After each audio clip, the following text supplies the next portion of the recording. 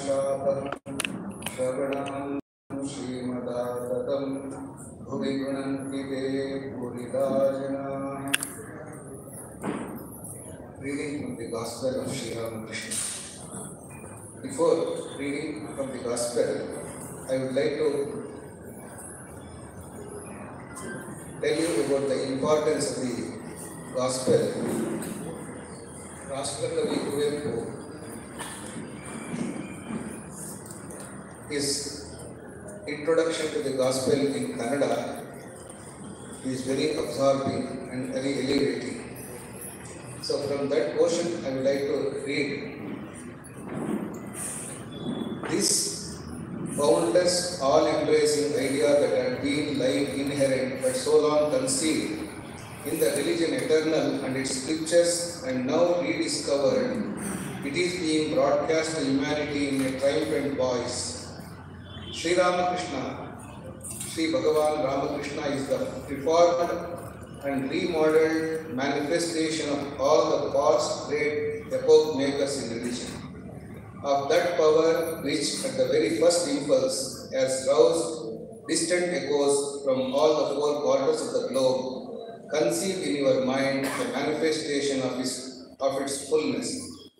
This is what proclaimed by Swami Vivekananda. The divine message of Sri Ramakrishna has attained the status of a philosophic dictum. His celestial aura is encompassing the entire world.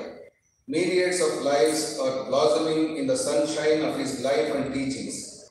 Countless hearts are radiating celestial rays of bliss and peace due to the blessings of the Master, Sri Ramakrishna. Attracted by the nectar of his teachings, many troubled souls and seekers of the truth are undertaking the pilgrimages to Dakshineshwar, where the Master has spent several years in religious practices and spent a number of years imparting spiritual knowledge.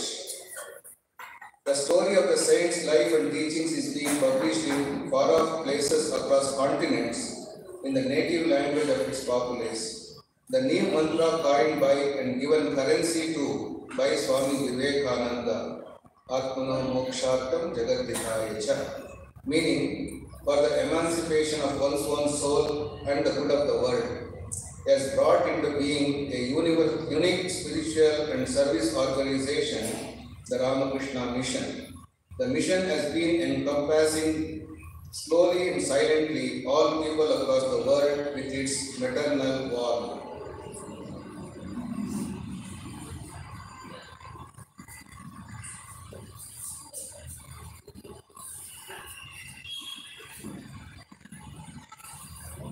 The real source book for the life and conversations of Sri Ramakrishna has been the faithful recordings by Sri Mahendranath Gupta, who preferred to be known only as Yam.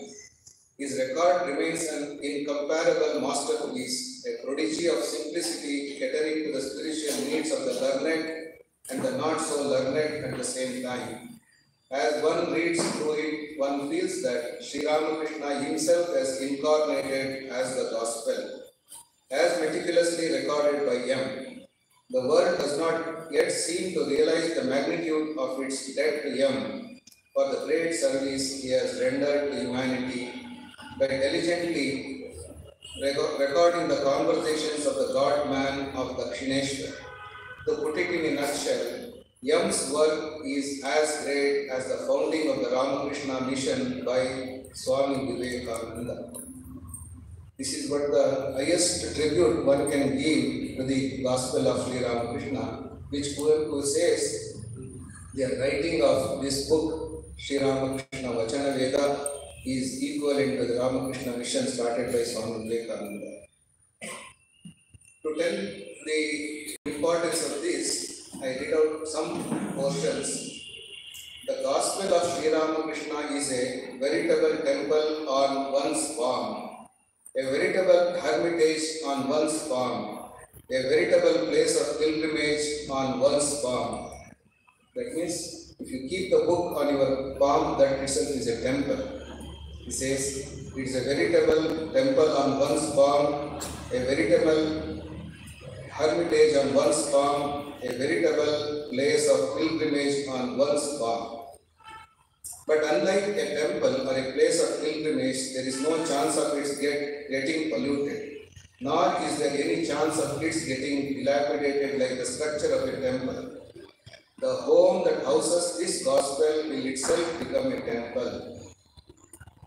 In fact, all the devotees' houses are nothing but temples where Sri Ramakrishna is the center of attraction. The hand that holds it will be holding the very lotus feet of the Lord. The book which you are holding, that itself is the holding the feet of the God. The tongue on which letters are rolled will be savoring nectar itself.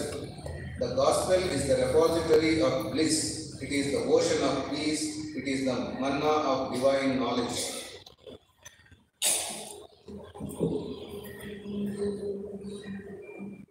Sri Ramakrishna ವಚನವೇದವೆಂದರೆ ಅದೊಂದು ಕರತಲ ದೇವಸ್ಥಾನ, ಕರತಲ ತಪೋರಂಗ, ಕರತಲ ಪುಣ್ಯಕ್ಷೇತ್ರ. ಆದರೆ ದೇವಸ್ಥಾನ ಪುಣ್ಯಕ್ಷೇತ್ರಗಳಂತೆ ತಾನೆಂದಿಗೂ ಕಲುಷಿತವಾಗುವ ಸಂಭವವಿಲ್ಲ, ಶಿಥಿಲವಾಗುವ ಸಂಭವವಿಲ್ಲ. ಯಾವ ಮನೆಯಲ್ಲಿ ಈ ವಚನವೇದವಿರುತ್ತದೆಯೋ ಅದು ಮಂದಿರವಾಗುತ್ತದೆ. ಯಾರ ಕೈ ಇದನ್ನು ಹಿಡಿದಿರುತ್ತದೆಯೋ ಅದು ಭಗವಂತನ ಪಾದಾರ ಬಿಂದವನ್ನೇ ಧರಿಸಿರುತ್ತದೆ. ಯಾರ ಜಿಹ್ವೆ ಇದನ್ನು ಪಡಿಸುತ್ತದೆಯೋ ಅದು ಅಮೃತವನ್ನೇ ಈಂಟುತ್ತಿರುತ್ತದೆ. ಇದು ಆನಂದದ ಆಗರ, ಶಾಂತಿಯ ಸಾಗರ, ದಿವ್ಯ ಜ್ಞಾನದ ಓಗರ. ಕಷ್ಟದ ಸಮಯದಲ್ಲಿ ಧೈರ್ಯ ಬೀಯುವ ಸಖ, ಸುಖದ ಸಮಯದಲ್ಲಿ ಸಮರ್ಪಣ ಭಾವವಿತ್ತು ವಿನಯ ಭಕ್ತಿಗಳನ್ನು ಪ್ರಚೋದಿಸುವ ಗುರು. ಕತ್ತಲಲ್ಲಿ ದೀಪ, ದಾರಿಗೆ ಊರೆಗೋಲು, ದಿಕ್ಕುಗೆಡದಂತೆ ಗುರಿ ತೋರುವ ಧ್ರುವ ತಾರೆ. ಹೀಗೆ ಇದರ ಮಹಿಮೆಯನ್ನ ರಾಷ್ಟ್ರಕವಿ ಕುವೆಂಪುರವರು ಹೇಳ್ತಾರೆ. ಅಂತಹ ಮಹಾನ್ ಗ್ರಂಥ ಶ್ರೀರಾಮಕೃಷ್ಣ ವಚನವೇದ ಅಥವಾ ಗಾಸ್ಪೆಲ್ ಆಫ್ ಶ್ರೀರಾಮಕೃಷ್ಣ. ಇದರಿಂದ ಸ್ವಲ್ಪ ಭಾಗವನ್ನ ಇಲ್ಲಿ ವಾಚನ ಮಾಡ್ತೇನೆ. ನಿಮಗೆಲ್ಲ ಗೊತ್ತಿರಬಹುದು, ಮಾಸ್ಟರ್ ಮಹಾಶಯ double MA graduate, double post graduation ಆ ಕಾಲದಲ್ಲೇ ಮಾಡಿರುವಂತಹ ವ್ಯಕ್ತಿ. ಆದರೆ ಸಂಸಾರ ಅಂತೆ ತಾಪತ್ರಯಗಳಿದ್ದೇ ಇರುತ್ತೆ. ನಮಗೆಲ್ಲ ಗೊತ್ತಿರ್ಬೋದು, ತಾಪತ್ರಯ ಅಂತ ಹೇಳಿದ್ರೆ ಆದಿ ದೈವಿಕ, ಆದಿ ಭೌತಿಕ, ಆದಿ ಆತ್ಮಿಕ ಅಂತ ಹೇಳ್ತಾರೆ. ಅದಕ್ಕೆ ಇನ್ನು ಎಕ್ಸ್ಪ್ಲನೇಷನ್ ಕೊಡಲಿಕ್ಕೆ ಹೋದ ಸಮಯ ಇಲ್ಲ. ಆದರೆ ಈ ತಾಪತ್ರಯಗಳಿಂದ ನಾವೆಲ್ಲರೂ ಬಳಲ್ತಾ ಇದ್ದೇವೆ. ಪ್ರತಿಯೊಬ್ಬರೂ ಕೂಡ ನಮ್ಮ ಮೂಲ ಸ್ವರೂಪ ಆನಂದ ಸ್ವರೂಪ ಆದರೂ ಕೂಡ ಅಮೃತಸ್ಯ ಪುತ್ರ ಅಂತ ನಮ್ಮ ಉಪನಿಷತ್ ಋಷಿಗಳು ಹೇಳ್ತಾ ಇದ್ರು. ಅದನ್ನೇ ಸ್ವಾಮಿ ವಿವೇಕಾನಂದರು ಕೂಡ ಪುನರುತ್ಥಿಸಿದ್ದಾರೆ. ಅಂತಹ ಅಮೃತ ಪುತ್ರರು ನಾವು, ದಿವ್ಯ ಆನಂದ ಸ್ವರೂಪಿಗಳು ನಾವು. ಆದರೂ ಕೂಡ ಈ ತಾಪತ್ರಯಗಳಿಂದ, ಈ ಮೂರು ತಾಪಗಳಿಂದ ನಾವು ಸುಡ್ತಾ ಇದ್ದೀವಿ. ಅದಕ್ಕೆ ಮದ್ದು ಭಗವಂತನ ಪಾದಾರವಿಂದ ಒಂದೇ. ಹಾಗಾಗಿ ಆ ಭಗವಂತನನ್ನು ನಾವು ಪ್ರೀತಿಸಬೇಕು, ಭಗವಂತನನ್ನು ಆರಾಧಿಸಬೇಕು. ಭಗವಂತನನ್ನು ನಮ್ಮ ಜೀವನದ ಕೇಂದ್ರವನ್ನಾಗಿ ಮಾಡಿಕೊಂಡಾಗ ಮಾತ್ರ ನಾವು ಆನಂದ ಸ್ವರೂಪಿಗಳಾಗ್ತೀವಿ. ಹೇಗೆ ಪರಾಂಚಿಕಾನಿ ವ್ಯತೃಣ ಸ್ವಯಂಭೂ, ಏನು ನಮ್ಮ ಬಹಿರ್ಮುಖವಾದಂಥ ಮನಸ್ಸನ್ನು ಆವೃತ್ತ ಚಕ್ಷು ಅಂತ ಹೇಳ್ತಾನೆ ಉಪನಿಷತ್ನಲ್ಲಿ. ಆ ಮನಸ್ಸನ್ನು ನಾವು ವಾಪಸ್ಸು ನಮ್ಮ ಕಡೆಗೆ, ನಮ್ಮ ಹೃದಯ ಮಂದಿರವಿರುವಂತಹ ಭಗವಂತನ ಕಡೆಗೆ ತಿರುಗಿಸಿದ್ದೆ ಆದರೆ ನಾವು ಮತ್ತೆ ಆನಂದ ಸ್ವರೂಪಿಗಳಾಗುವುದು. ಅದಕ್ಕೆ ಇರುವಂಥದ್ದೇ ಇದು ಆಧ್ಯಾತ್ಮಿಕ ಸಾಧನೆ. Upanishads ಋಷೀಸ್ has proclaimed, you are Amrita Putras, you are the children of immortal bliss. But owing to the Tapatraya, the three types of the burning which we undergo, all of us, Adi Daivika, Adi Bhautika, Adi Atmika, we are continuously under tension, pressure, so many things we are undergoing. But in fact, our real source is Ananda Swarupa, Satchidananda Swarupa. We are the children of immortal bliss. To go back, we have to bring the outgoing tendencies of our mind back to ourselves. The center of our heart, Lord resides. We have to concentrate our mind on that. Then only we will get that, we will regain our blissful state nature. For that, all this sadhana, that is nothing but spiritual life. In the Sri Ramakrishna's life, this Master Mahashaya came seeking this bliss. Though he was a double graduate and master graduate, PG, post-graduation, he did, but because of the family troubles and other things, he was so much troubled, he wanted to commit suicide. But somehow, by the intervention of a close friend and a relative, he was brought to Sri Ramakrishna. There he regained his bliss. Not only that, the greatest book which he has given, this Gospel of Sri Ramakrishna, is equivalent to the founding of Ramakrishna Mission by Swami Vivekananda, according to Rashtrakavi K.V. Kuttappa. He was K.V. Kuttappa.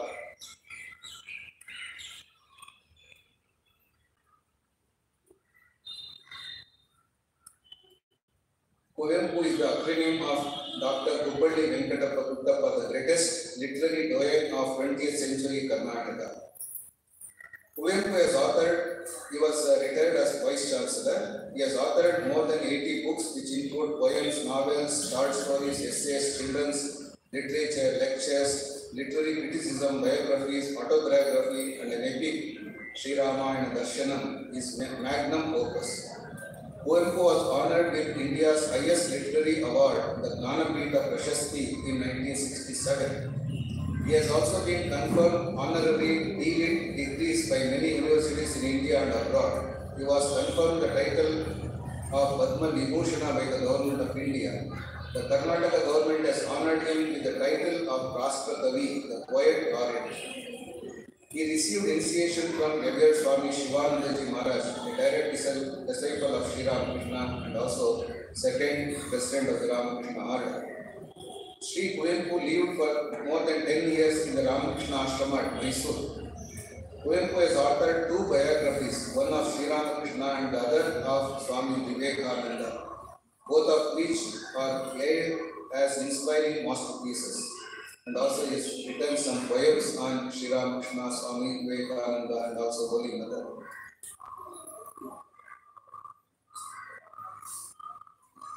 His introduction to the Gospel of Sri Ramakrishna is unique, and we have not come across any other version of the Gospel published in any other language adorned with such an inspiring and insightful foreword as the one which he has written to the Kannada version. So, from that, just now I have read. Now I am reading from the Gospel of Sri Ramakrishna. When Master Mahashaya came first time, he visited. At that time, he could not converse much. So then again he came second time. That time he was asking some questions. There he mentions, yes sir, how may we fix our mind on God? How may we fix our minds on God? This is the important question on behalf of all of us. He has asked Sri Ramakrishna. Sri Ramakrishna's reply, this is during his second visit to Sri Ramakrishna at Dakshineshwar Kali temple. Repeat God's name and sing his glories, and keep holy company, and now and then visit God's devotees and holy men. The mind cannot dwell on God if it is immersed day and night in worldliness, in worldly duties and responsibilities. It is most necessary to go into solitude now and then and think of God. To fix the mind on God is very difficult in the beginning. Unless one practices meditation in solitude, when a tree is young, it should be fenced all around. Otherwise, it may be destroyed by cattle. To meditate, you should withdraw within yourself or retire to a secluded corner or to the forest. And you should always discriminate between the real and the unreal. God alone is real, the eternal substance. All else is unreal, that is impermanent. By discriminating thus, one should shake off impermanent objects from the mind. Humbly. His full name is Master. Master Mahashaya they used to call, as well as Mahendra Nath Gupta. Humbly, how ought we to live in the world, Master? Do all your duties, but keep your mind on God. Live with all, with wife and children, but know it is consumed, but it is a reality. A maid servant in the house of a rich man performs all the household duties, but her thoughts are fixed on her own home in her native village. She brings up her master's children as if they were her own. She even speaks of them as my Rama or my Hari. But in her own mind, she knows very well that they do not belong to her at all. Just today also I saw just a week ago, some South Africa, America, some American African lady, that black lady, she was a maid servant in a house. She was going to her house. All the children of that family where she served, when she was going to the airport, they cannot cut the separation from her. They were going and clinging to them, both children as well as that maid servant, the weeping people. That love which the maid servant shows to the children of her master. Similarly, here, Sri Ramakrishna, that's why he gives us a very beautiful example. A maid servant in the house of a rich man performs all household duties, but her thoughts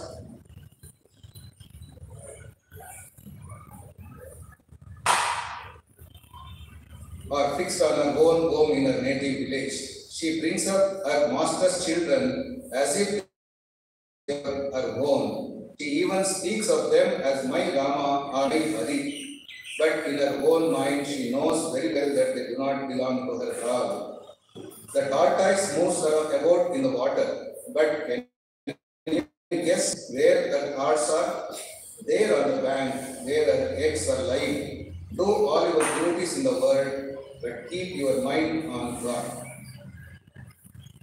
So Sri Ramakrishna gives the example, when we have toothache, so we do all our duties, but our part of our mind always in that tooth, where the aching is there, pain is there. Similarly, we do all our activities, but keep a portion of our mind on God. If you enter the world without first cultivating love for God, you will be entangled more and more. You will be overwhelmed with its danger, its grief, and its sorrows. And more you think of worldly things, the more you will be attached to them. First, rub your hands with oil and then break open the jackfruit. Otherwise, they will be smeared with its sticky milk. First, secure the oil of divine love and then set your hands to the duties of the world. But one must go into solitude to attain this divine love. To get butter from the milk, you must let it set into curd in a secluded spot. If it is too much disturbed, milk won't turn into curd. Next, you must be put aside all other duties, sit in a quiet spot and churn the curd. Only then do you get better. Further, by meditating on God in solitude, the mind acquires knowledge, dispassion, and devotion. But the very same mind goes downward if it dwells in the world. In the world, there is only one thought, woman, and gold. The world is water and the mind milk. If you pour milk into water, they become one. You cannot find the pure milk anymore. But turn the milk into curd and churn it into butter. Then, when that butter is placed in water, it will float. So practice spiritual discipline in solitude and obtain the butter of knowledge and love. Even if you keep that butter in the water of the world, the two will not mix. The butter will float. So this is what the important teachings some of our Swamijis like Reverend Swami Dayatmananji and other Swami Reverend Gokulananji Maharaj, they have pointed these 5 teachings of Sri Ramakrishna as the 5 commandments. In Kannada, Pancha Upadeshagalu we can call it. What are those things? Repeat God's name always and sing His glories, and keep holy company now and then, visit God's devotees and holy men. This is nothing but Bhakti Yoga. The mind cannot dwell on God if it is immersed day and night in worldliness, in worldly duties and responsibilities. It is most necessary to go into solitude now and then. That is nothing but practicing Ekanta Vasa for the concentration of mind. This is Raja Yoga. So, you should always discriminate between the real and the unreal. Sadasat Vichara. When you do that one, you understand what is real and what is unreal. This is nothing but Jnana Yoga. Neti Neti Marga Asudeva. Na iti, na iti. Is it true? Is it true? Like that, when you go on thinking, then ultimately all things are unreal. Only real substance is God alone. That you will come to know that. And do all your duties, but keep your mind on God. This thing nothing but Dharma Yoga. So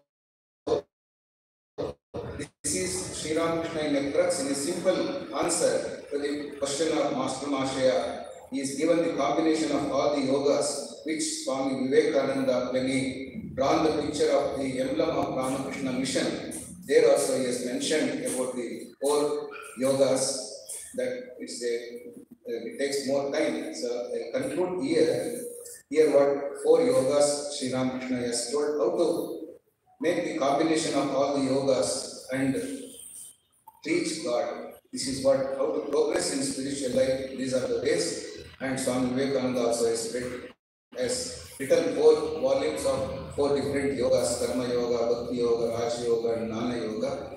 So you can go through all the details. Same thing in Sri Ramakrishna in simple language.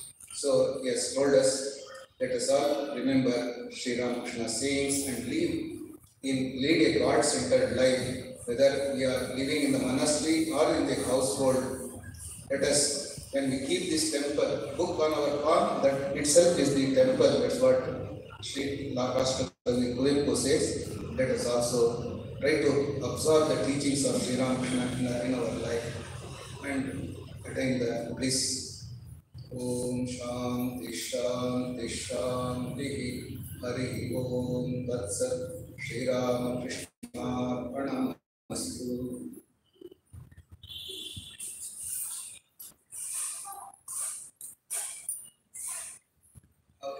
Now, Reverend Swami Paramasuddhananji will talk about the Navada Bhakti, or the 9 forms of worshipping God in different ways.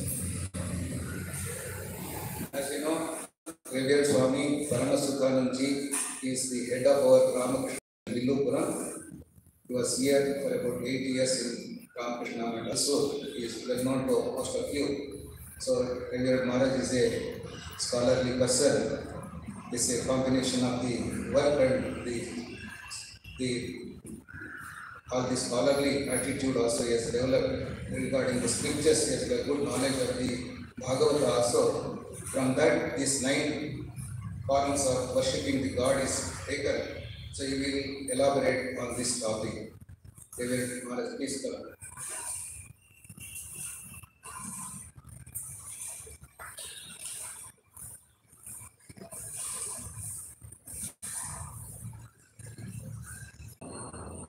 About the spiritual relationship with the Lord. The topic is Navavida Bhakti, Navadha Bhakti, 9 modes of expression of our love towards the Lord. 9 types of expressions, 9 types of relationship, 9 types of attitudes towards the Lord. Before knowing how to express the love towards the Lord, we should know why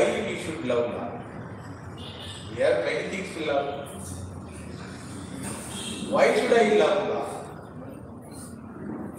Who is that Lord whom you are asking me to love? And what is the benefit of that particular love? And what do you mean by love? So many questions should be answered, then only it is like asking a child, please eat these 9 items. Before making the child to eat, you have to explain why should he eat, what are those things, what is the benefit of eating. Without convincing the child, you cannot make the child to eat. Similarly, the scriptures prescribe, please express your love towards the Lord, either one of these types of expression of love. Then naturally our question comes, why should I love the Lord? What do you mean by loving the Lord? What is the benefit of loving it? Who is that Lord towards whom I have to express my love? For all these questions, one shloka, our Prahlada Swami, the great lover of Lord, a 5-year-old child, gives answer. You know that Prahlada Swami in Bhagavatam, wonderful character. His father was a Nastika, who has declared universally that there is no Lord, there is no Narayana at all. I went even to the Vaikuntha and searched for that fellow who is called as Vishnu or Narayana. Either he passed away or he disappeared out of fear of my power. That was the declaration. Therefore, all the 3 worlds should adhere my orders. No one should worship Narayana. No one should tell his name even. Every individual in the world, all the 3 worlds, whether it is Devatas or Kinnaras or Rakshasas or Asuras or human beings, nobody is allowed to tell even his name. That was the declaration. With this declaration, he managed to rule all the 3 worlds 71 Chaturyugas. 1 Chaturyuga is equal to 4 lakh. 43 lakh 20,000 years. 1 Chaturyuga is equal to 43 lakhs 20,000 years. 1 Kali Yuga 4 lakh 32,000. Like that twice, like that there is a calculation. For our understanding, it's a long time. Really, all have forgotten the word Narayana. And in that place, he has put himself to be worshipped by all. So Hiranyakashipa Namaha, that was the mantra. You know, that mantra also goes to the Lord only. Because Hiranyakashipu means one who sleeps well in golden cot. Generally Narayana we hear, he sleeps snake cot. So when this mantra was uttered, Bhagavan changed his cot. Okay, no problem. Because Veda mantra cannot go. You take, as far as Lord is concerned, he had understood any mantra you tell, it will be Sarvadeva Namaskaraha Keshavam Pratigati. So he has no problem. Like that, he allowed this fellow Nastikawala to do. And this fellow was satisfied, everybody, including Naradji, have forgotten. Then a situation came. Where problem is there, there only solution will be there. So a situation came, a 5-year-old boy who happened to be his own son, Hiranyakashipu's son, was growing in his home. One day, after attending some few months of Gurukula Vasa, Prahlada Swami comes to home. Then he asks, Hiranyakashipu asks, Katyatam vatsamangeta sadhu yad bhava. Vatsa, my dear child, what is the ultimate good for a living being? Which you might have learned from Gurukula. Because Gurukula syllabus also designed by Hiranyakashipu. Hiranyakashipu syllabus only still going on in our schools. What is that syllabus? What is that syllabus? Khao piyo maja. Eat well, enjoy and live. For that, whatever is required, you prepare yourself and achieve. If you require money, you have to get it by getting some post or some job or some education. Get it. What is the purpose?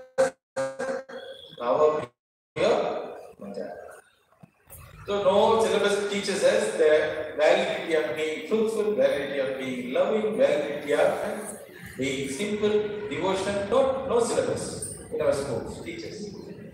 It's all extra subject only. By that teaching extra subject also they are charging. Yesterday one mother told 2 lakh rupees for 6th standard. So what is this one? Additional something they are teaching, some prayers. But that also purpose is what? Making money. So somehow you make money and gold, lie down in a golden cart, enjoy the world. That was the syllabus.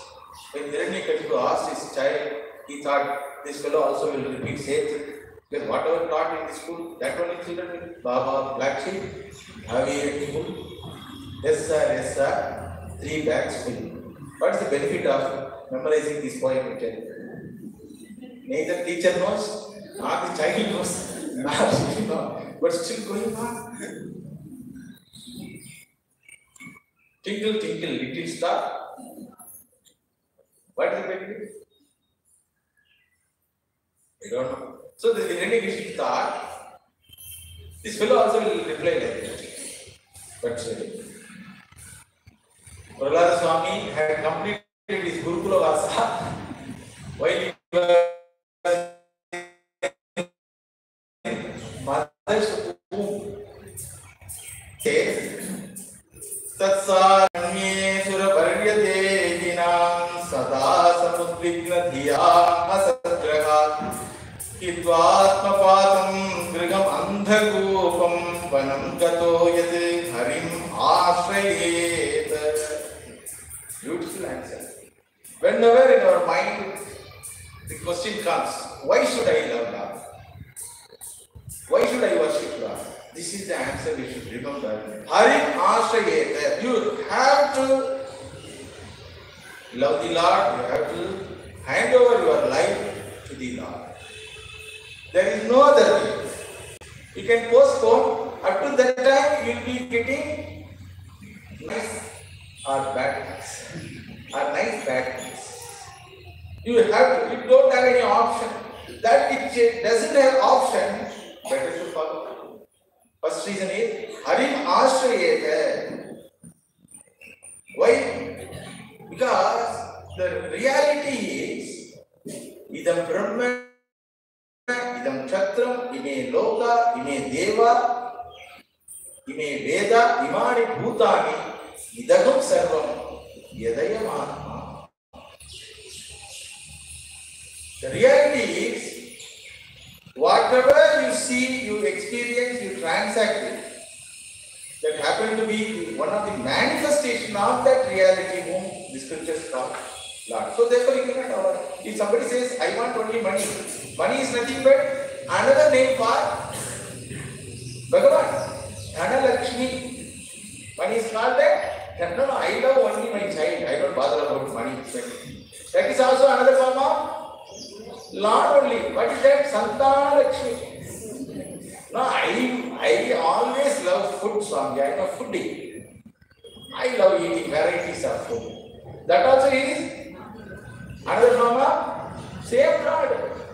Dhanya Lakshmi. The Lord's name is Dhanya. So anything you touch it is like going to a jewelry shop. Anything you touch, what you touch? You touch gold only. No, I touch only a ring. I touch only necklace. You cannot say. So, whatever may be the transaction, the essence of transaction, with whom you are transacting is nothing but Bhagavan. So therefore you cannot avoid him transacting. Then he happened to be your own inner self. The transactor also happened to be the Lord. And the purpose of transaction also is for the sake of Lord. Atmanastha kamaya sarvam priyam bhavati. If a body doesn't have a manifestation of the Lord, the body cannot be loved. Suppose a mother says, I love my child. How long? As long as the body is alive. Once the body is vacated by the Lord, if the Lord vacates that body, immediately the mother allows the body to be taken away and buried or what you call put into the burnt. Buried or burnt. So you cannot avoid his presence in any of the transaction. If you don't recognize this fact, that's the problem. You cannot avoid in transacting, but you can be ignorant of this fact. You can be ignorant of this fact. It is like a child being ignorant of the fact that I am dealing with gold only, whether I deal with chain or necklace or ring or earring, whatever it may be. Elders know that. Elders know. Whatever the form of the metal, I am transacting with that metal. If you don't know, I will ask, please you take the ring and ornament, you give me the gold. Will not agree. And when you purchase any form of the gold, you will make sure whether that is gold or not, correct? Otherwise it will become a covering gold. It's called a covering gold. It covers your position. Therefore it is called covering gold. So, you can be ignorant of this fact, but you cannot avoid this fact. And if you are ignorant of this fact, and you are busy with only forms and colors and whatever the manifestation of the entity, you are ignorant and leave, it will be a big loss for you. If you say the Ada Satyam Asti, Nache Vihaveti, Mahati Vinashtihi, it is a big loss. Because only species in the entire creation who can know this fact is human being. That is why this thinking faculty is given for human being. You cannot ask a buffalo to love the Lord. Okay? You go to a buffalo, do you know whatever you are eating, that is Dani Lakshmi only. So be aware of this Dani Lakshmi. Your cough is Santana Lakshmi only, be aware of this Santana Lakshmi. We cannot say that. But to human being you can do this.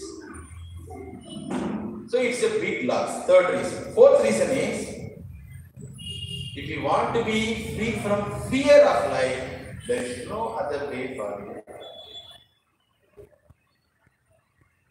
The Bhagavata was given as a scripture to a person called Parikshit, who has only 7 days lifespan. Only 7 days. We also have 7 days. Sunday, Monday, Tuesday, Wednesday, Thursday, Friday, Saturday. Which Saturday, which Monday only we don't know. But same 7 days. For that person, it was a fixed one. So he was very sure that anyhow this form is going to go away, body is going to go away. Before that, I should know the truth. So he approached the rishis, sadhus, and spent the entire 7 days with hearing glory of the Lord. There, Parikshit asked a question to Shukra Brahma Rishi, what is that? A person who has only 7 days to do.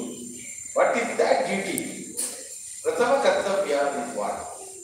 I have only 7 days. What I should do? So if you ask some other person, what you do? They make sure all your problems, you should go to your children, call your advocate and what you call, write an affidavit and will and register it.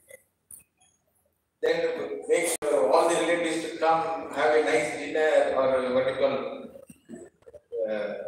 food items and share your love for others and say goodbye. Like that others will tell whatever appears in their mind as well. But here Shukabrahma says, Tasmat Bharat Sarvatma Bhagavan Ishvaro Harihi Shrotavyo Mantavyaha Mantavyo Ichata. If you want to be free from fear of life and death, then there is only way for you, that Bhagavan Ishvaraha Mantavyaha. You have to remember him, you have to love him. Because only the thing which you love, you will remember spontaneously. So, here the answer is that one. Otherwise, the human life is going to be a sheer waste of time. Like that, so many births are wasted. And now, at least because of Guru Maharaj grace, we got this opportunity of being in the Satsanga. So we should have the answer for this. Here, our Prahlada Swami says, Tat sadhu manye, dehinam sadhu manye tad. Dehinam, an embodied being. For that embodied being, there is an ultimate good. What is that? Hari Mahashriyeta. What type of embodied being? Human being? Sada samudvigna dhiyam. Asat.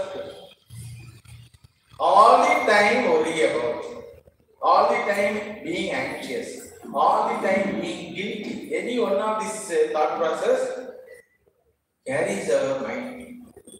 Either guilt about the past, or anxiety about the future, or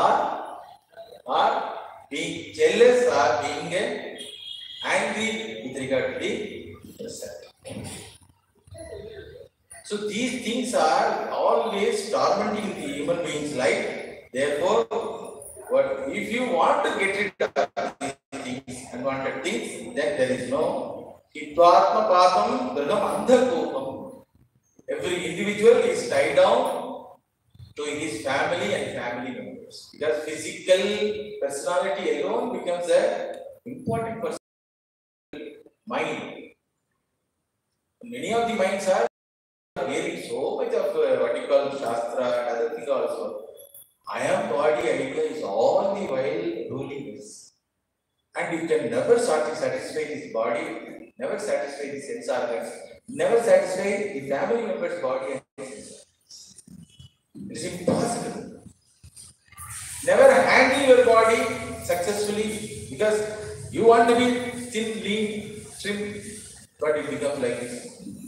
You want to be appear as always what you call youth, but the hair becomes white. And that is why people cover that white by hearing. Some ammas are not covering. I am happy. So if black hair is beautiful, white hair also is a beautiful thing. Why we cover? My Acharya used to say, a dying person applies dying. So you cannot handle this body. It has its own process, it has its own journey. You cannot stop it growing, you cannot stop it becoming healthy, you cannot stop it becoming what you call unhealthy, diseaseful, or you cannot stop it getting died off. Nor you can satisfy your sense organs. Because as soon as you complete one desire, then there are again another 10 varieties are there. Even you take one ice cream. How many varieties of ice cream? Plastic,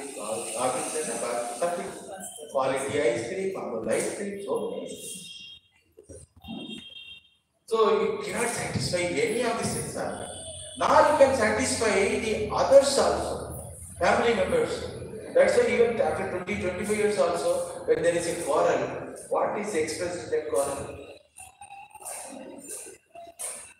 What I got from you, is only Ashanti, Quarrel. You are not at all satisfied. Even children ask, what you did for us, Papa? I have did so many things. But nothing appears as a great thing in the mind of the child. Swamiji asked his father, you are giving everything for others, what you have kept for me? Go and stand in front of the mirror, his father told him. A bulky body, handsome, what do you call stature and with all bright intellect and good heart. That's the gift. If you tell your child, everybody, so you cannot satisfy them. Therefore, while doing these things as our duty, we turn our mind to someone who can be easily satisfied. Ashutoshi is called. Bhagavan is called Ashutoshi. Yet Karoshi, Dashnasi, Yet Jivoshi, Dadasi, Yet Tapasisi Kaunteya, Tat Purusham. Matram Phalam. So anything you give, just I want one love. Suppose 3 idlis you keep in your plate and tell the Lord, my dear Krishna, please come and eat. Will 1 idli disappear? No. But value is added. Before telling this, that is called idli. After telling this, it is called a prasada idli. Which can purify our thought process. So value is added. And you take 2 bananas and coconut and give a list. If you don't give list, the uncle who that empty is there. He has one list, 500 list. He asks your name, that's all. Then he chants. As though you wanted all these things. You never wanted all these things because you don't know. He chants. Many children, I cannot handle 1 or 2. This man is praying on my behalf. Shatasamvatsar. 70 years already. When I want to go. This man is praying Shatasamvatsar. 100 years. Long way. What to do? My balance 30 years. Same thing is here. So he adds. Okay. Then you offer this coconut and banana. You take back, na? You take back. The coconut or banana is not disappearing in front of the Lord, correct? You take back. And for that, to show and take back, we give a big list. Understand? That also Bhagavan accepts. Artho Dikyasuhu Arthati. Let him come to me. Let him express his love in any way. Or with any intention, I don't bother. But you cannot have satisfaction when you express your love towards the human being.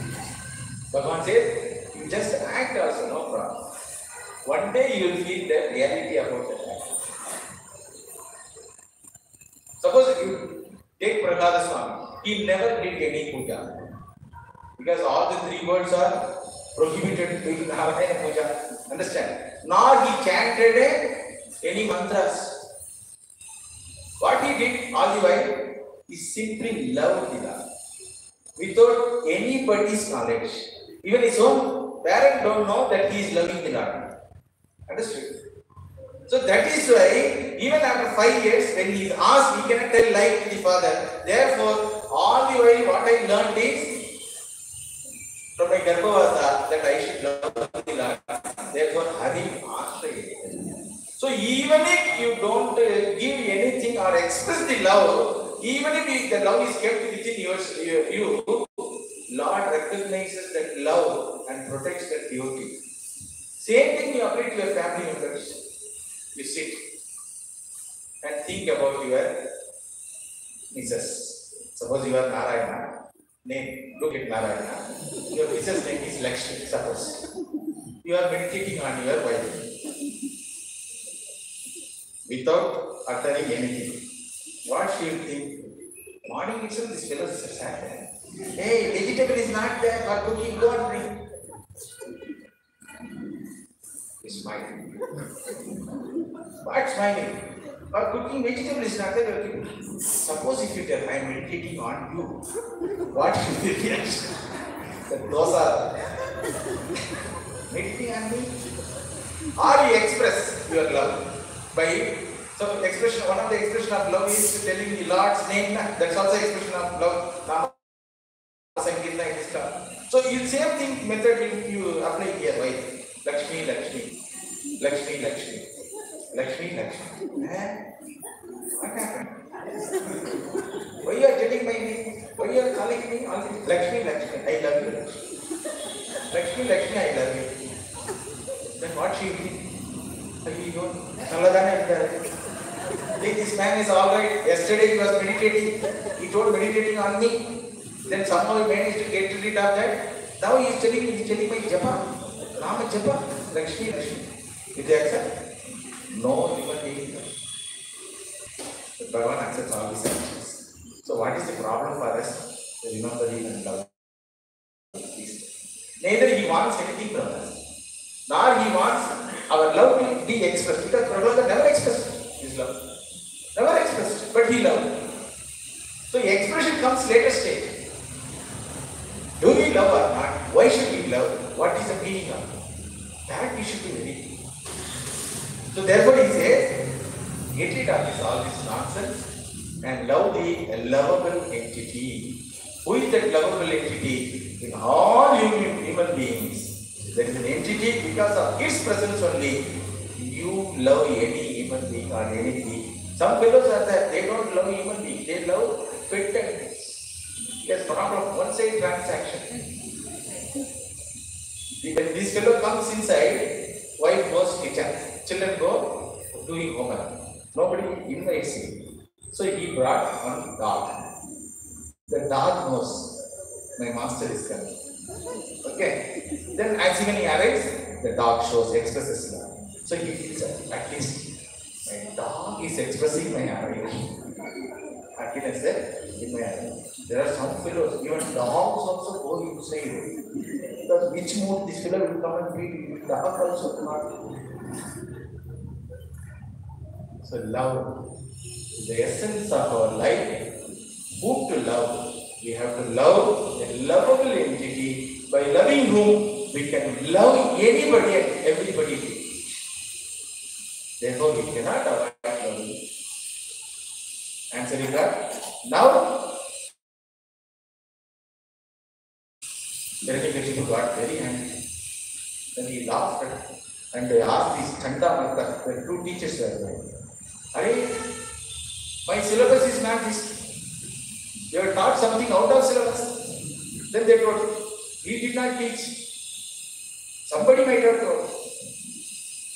Then Hiranyakshipu gave an order. The child should not be exposed to any fellow who can teach all this nonsense. There are nonsense. Take back the child to the Gurukula and teach proper. What is the proper thing?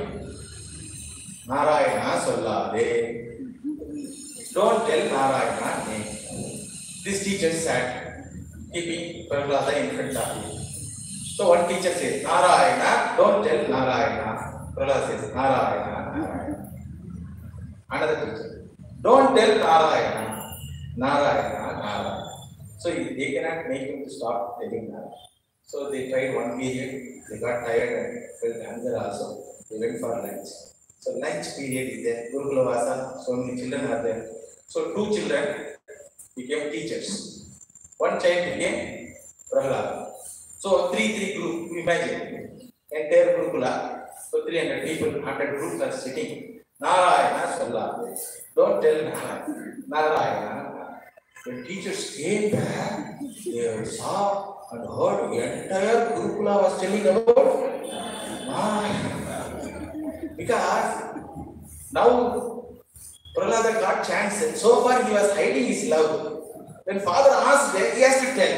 So he told them. Now that is the power of love. If you stop loving, it will increase. The real love cannot be given hurdles. It will go beyond the hurdles. So initially this fellow only was telling Narayana. Others don't know anything about Narayana. Now 300 fellows are telling Narayana. Then this Chanda Math, paid servants, paid teachers we are, and they are applied for a promotion and they are waiting for bonus also. This fellow is spoiled everything. Then they got angry. They started beating Narayana, Prahlada Swami and others. All children started Narayana, Narayana. So that day he controlled. So he brought back the child and they handed over to Hiranyakshipu. Seeing the child without knowing what happened in the Gurukula, the child again Hiranyakshipu asked, Prahlada Anujyatam Tate Swadhitam Kinchit Uttam कालेन एतावता आयुष्मन् यदि यदि अशिक्षते गुरोर्भवान् हिरण्यकशिपः तात प्रह्लाद आयुष्मान दीर्घायुष्मान भव. So father's blessing will work hereafter. Whatever he does to destroy him, it will not work. So he told first dīrghāyuṣmān bhava. Then whatever you learn from your teachers, what is the best teaching, you please tell. Then Prahlada thought, same question only last week father asked me. What is the best thing for a human being to do in life? That's not the question. What is the ultimate good? That was answered. Hari Bhakti was the ultimate good for every living thing. Now same thing he is asking in another form. What you learned, the best teaching you tell. Then Prahlada Swami says. So he thought, father might have asking for second lesson. First lesson, what is the ultimate benefit for the human being or any living being is Harisha. Correct? Love of the Lord. Then how to express that love? I did not tell. So let me tell. Like that second lesson he started. Shravanam Kirtanam Vishnu Smaranam Padasevanam Archanam Vandanam Dasyam Sakyam Atma Nivedanam Iti Pumsar Pita Vishnu Bhaktishchen Navalakshana Kriyate Bhagavati Adha Tanmanye Adhita Uttamam. That is the greatest teaching I learned. From whom he did not tell. That is the greatest teaching I learned. What is that? Vishnu Pumsam Arpita Bhakti. Vishnu Bhakti is the greatest teaching. How it is expressed? In 9 forms, 9 ways. Shravanam. Hearing the glory of the Lord. For this, we need someone to tell the glory of the Lord. If you don't have that, no problem. Keep them. Whatever you learned earlier, you just repeat it. Keep them. If you get someone else in front of you as an audience, keep them. Then if you don't have the audience also to tell, to share, because if you share, neither the teachers are hearing, nor father is ready to hear them. So what is the way? Smarana. Third expression is what? Smarana. Then fourth one is Pada Seva. Worshipping the feet of the Lord. What is the feet of the Lord? What is the feet of the Lord? Entire creation. Pado Osya Bhutani. Asya Padaha Bhutani. Entire living being consists the Lord's feet.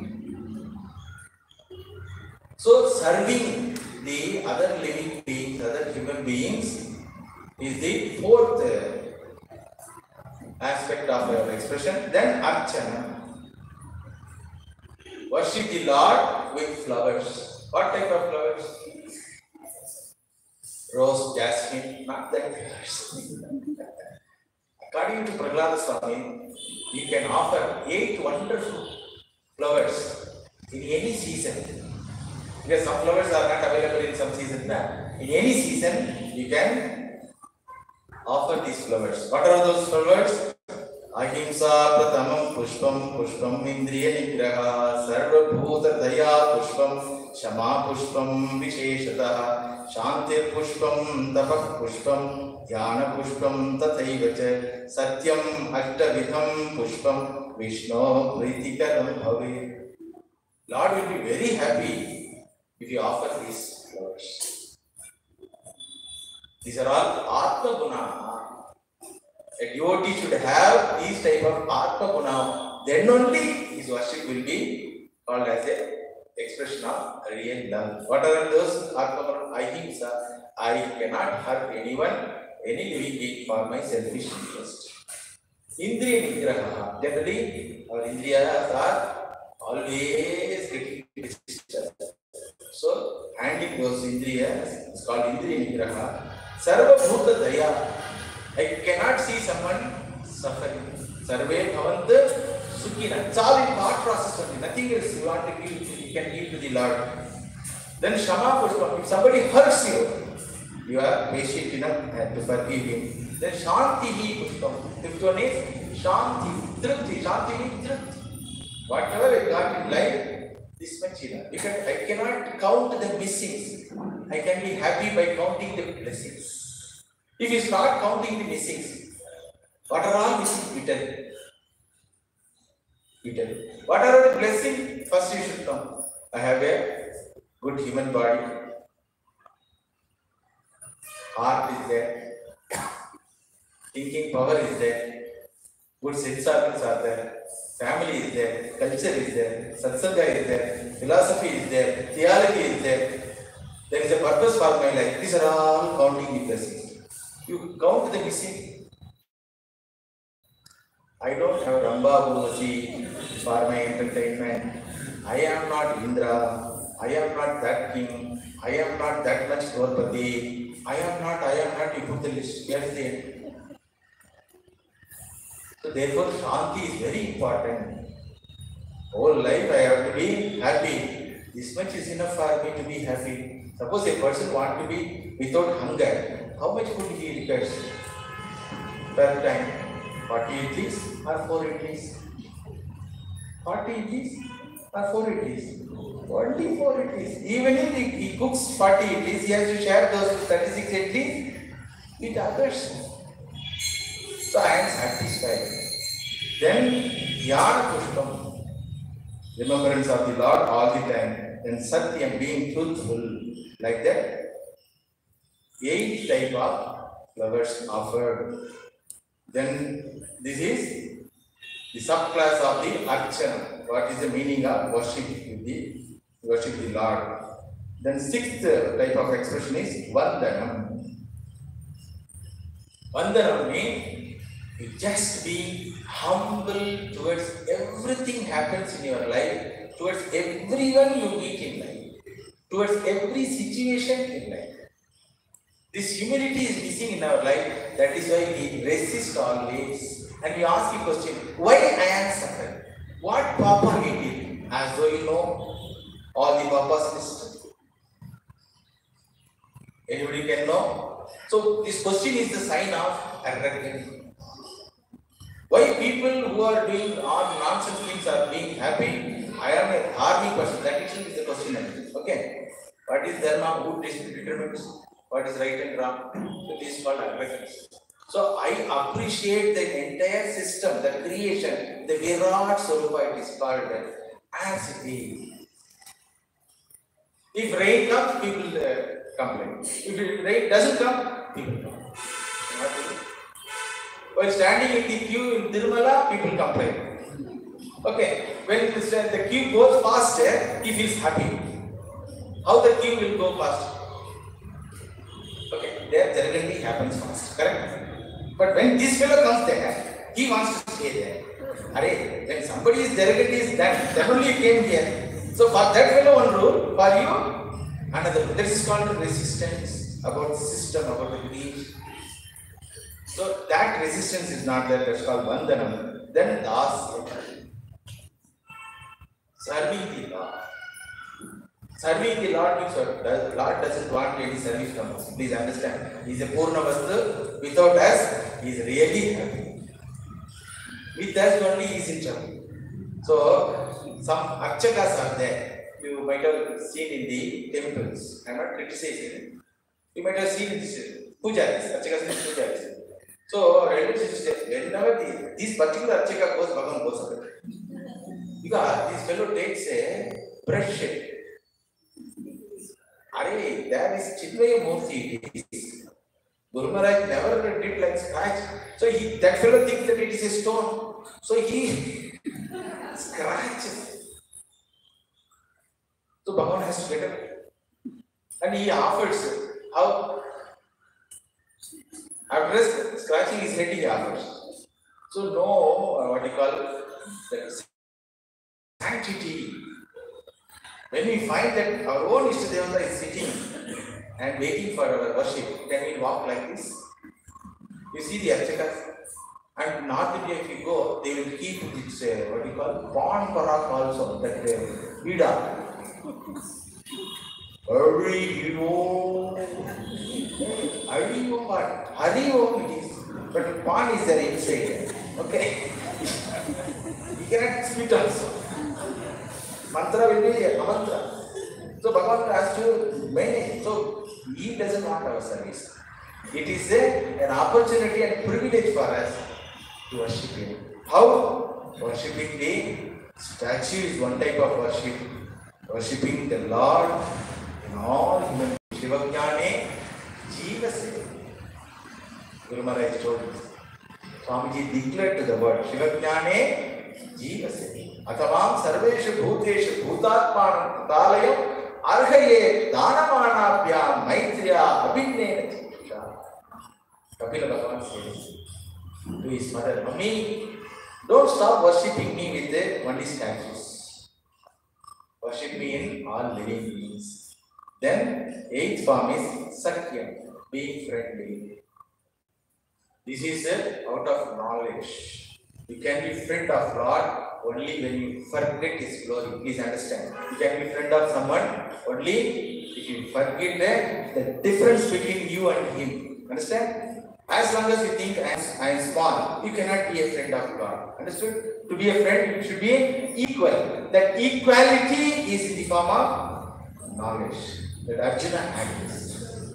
Understand? Then, ninth one is Atma Nivedanam, wherein I don't exist as a separate entity to love the Lord. Yes, Yadayam Atma, Idagam Sarvam, Yadayam. I alone happen to be called by the scriptures as Ishvara, that is Advaitic knowledge. First 8 steps are it's a dualistic knowledge. Last 9th one is Advaitic knowledge. So these types of expressions are given stage by stage. Each stage has 3 types of levels, you know. First is you start hearing the glory of the Lord, where in which you feel very bad about yourself, you feel very glorified about the Lord. Correct? Ananta Kalyana Nilayaha Bhagavan. Me, Ananta Papa Nilaya. So that gap goes on. Then second level is what? You become dharmic devotee. Then he says, because of His grace, I have becoming dharmic and I lead a dharmic life. You feel yourself. Therefore, you don't be afraid of your life. You are not guilt of your past. You are not anxious about your future. Then, third level is you find everything is the manifestation of the Lord.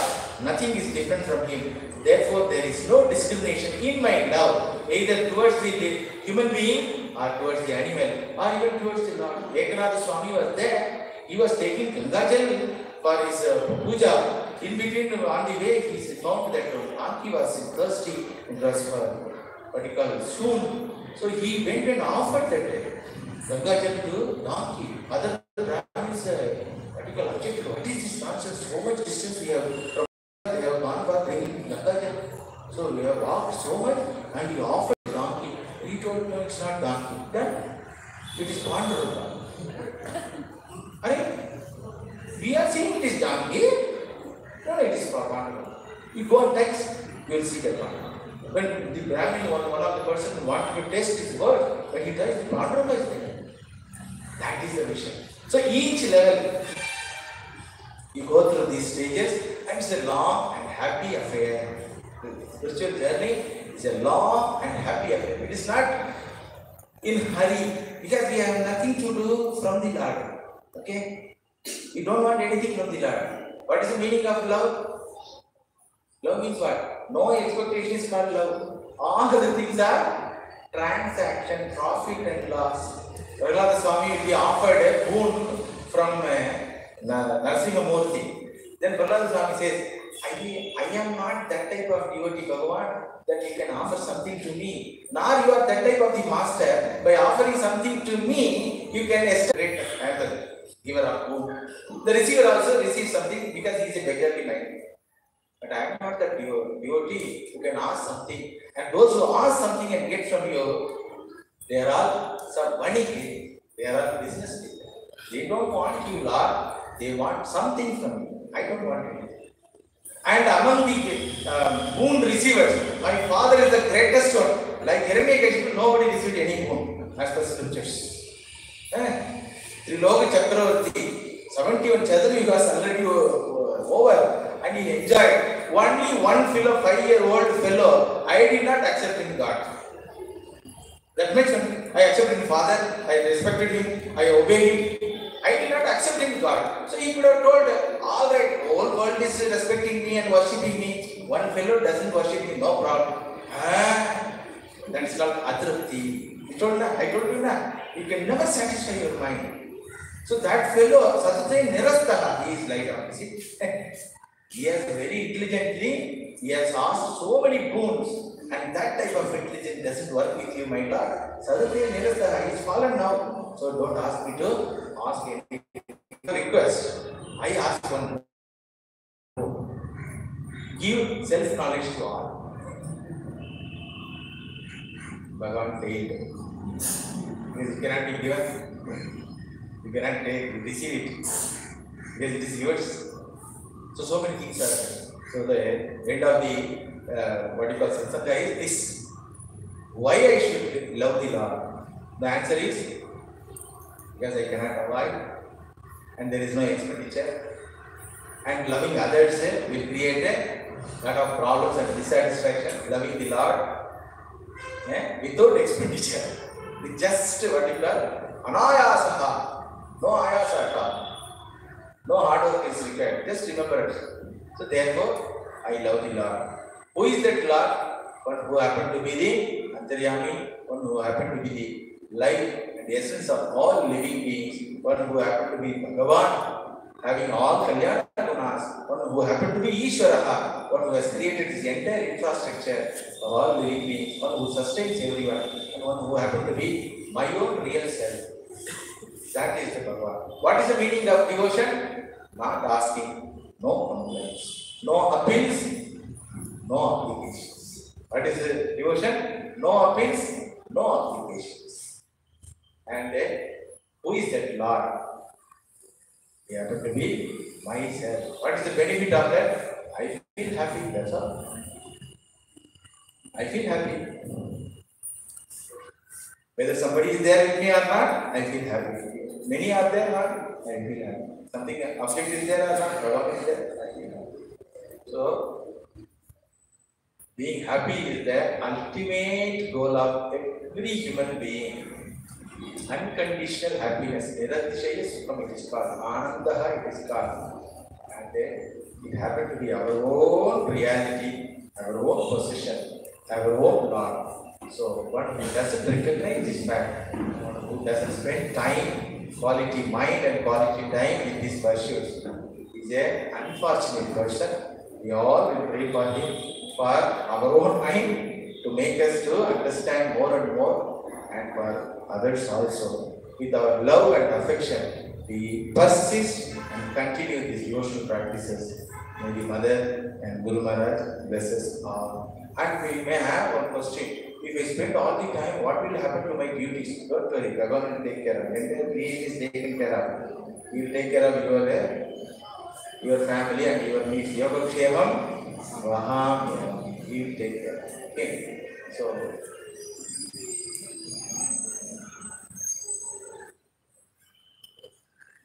one small incident in Kavirda's life. So, with this attitude, Kavirdas was living in the world. Then, suddenly, many sadhus came for Diksha. Kavirdas wanted to feed those sadhus, Jnana Deva, Nama Deva, like that. Many sadhus came. So, he asked his wife, what happened? No food. You yourself have not taken food for the last 2 days. Now you have invited all these sadhus. Where can you? Somehow you made it. So she went to a grocery shop. The grocery shop all was having an evil eye on that mother. So he offered whatever you want, you can take for your function. But after that, you have to spend some days with me. She agreed. She showed herself to feed the sadhus. She showed. Then all the groceries items were brought and cooked, nicely fed. Sadhus went out. Then Kapidas Ji was very happy because he could do sadhu seva. He was congratulating his wife. Then the mother was crying. Why, what happened? No, I have sold myself. Oh, to whom? To grocery wala. For what? For purchasing these groceries to feed the sadhus. Okay, come, I will take you. He was taking his wife and to hand over. Then handed over. That time also that fellow should be purified mind. So he accepted her and they locked her. She keeping her mind on Ramji.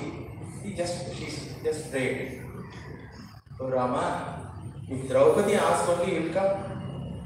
If he asked me, if I ask, will he not come and say it? Just come to me. Then two police wallahs came, knocked the door. We heard that you are keeping so much of groceries without paying tax, GST, without paying GST you are keeping. Open, we want to search your godown. No, nothing is there. No. So he had to open all the rooms. In one room that mother was kept. Open this door also. No, nothing is there. We want to see, open. When he opened, that mother came out crying. Then this police gave nice beatings. Then she came back to home. Then Kapidas Ji told, why you have not fulfilled your promise? You have sold yourself. Go and fulfill. No, for that only I was waiting. Two police came and beat that fellow and released me and sent me to home. Who are they? No, I saw they were wearing police dress. From Kaustubha Mala also I saw them. And Kapidas Ji says, it is in the yoga. Oh, Bhagavan, Yoga Kshema Mahamnigam, you told, is it a fact? I understood now. So, whole universe is taken care of by him, understand? So, we should not worry to take care of ourselves and our family members. Bhagavan will take care of. If we handed ourselves and family to the Lord, Ananya Siddhayanto Ma, Ye Jana Patipasate, Esha Nitya Abhiyuktana, Yoga Kshema. That is the truth. By seeing every sadhu, we can know this truth. Every sannyasi is improved. We don't do any work, but how much bulky we are receiving, nice food we get, everything we get. Hand over yourself to the Lord, love the Lord. May the Mother and Guru Mother guide us in this spiritual life. Om Shanti Shanti Shanti Hari Om Tat Sat. Shri Ramakrishna.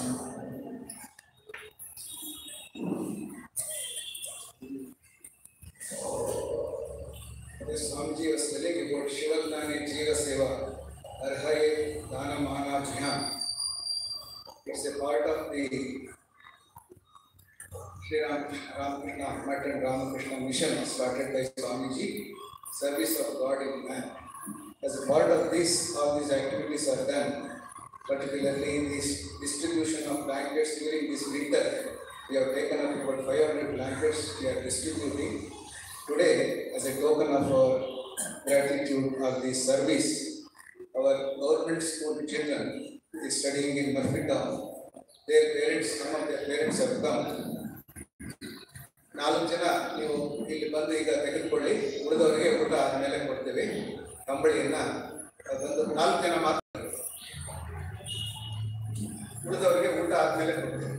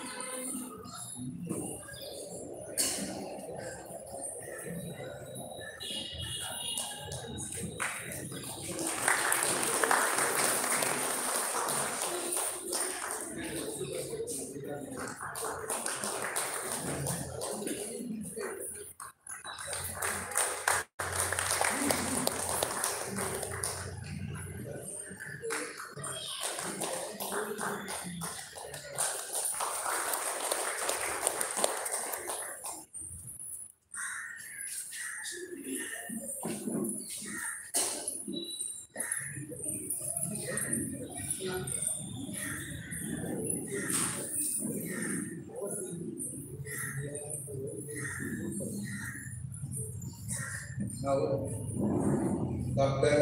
Vishwanath ಅವರಿಂದ ಒಂದು ವಿಶೇಷ ಒಂದು ಪ್ರವಚನ ಇರುತ್ತೆ. One's duty to oneself.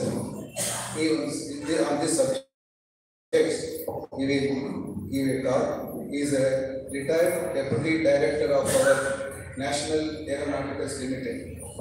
Though being a scientist, he is simultaneously pursuing spirituality. In him, we find the blend of science and spirituality. He is going to talk about one's duty to oneself.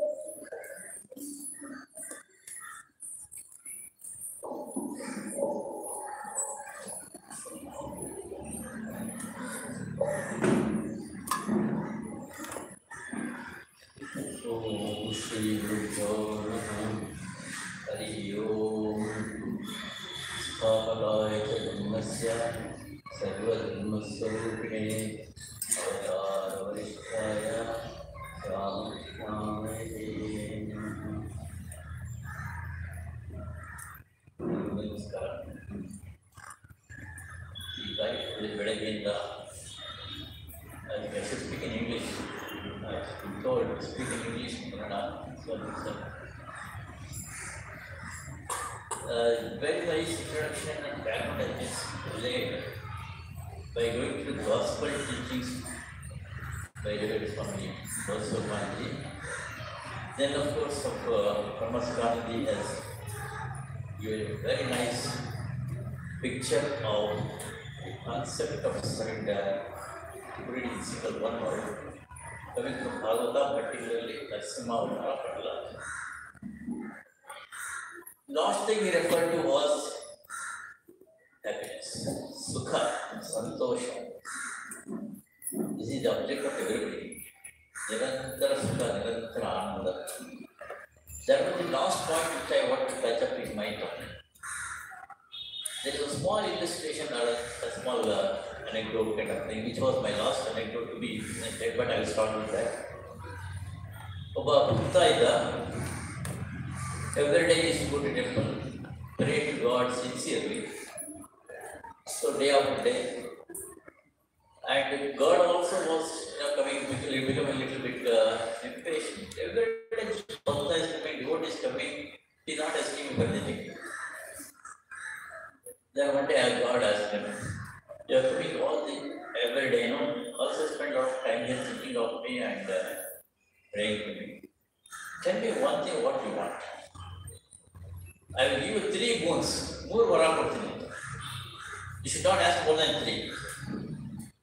This devotee, as like Prahlada, did not know what to ask. Oh God, I don't know what to ask.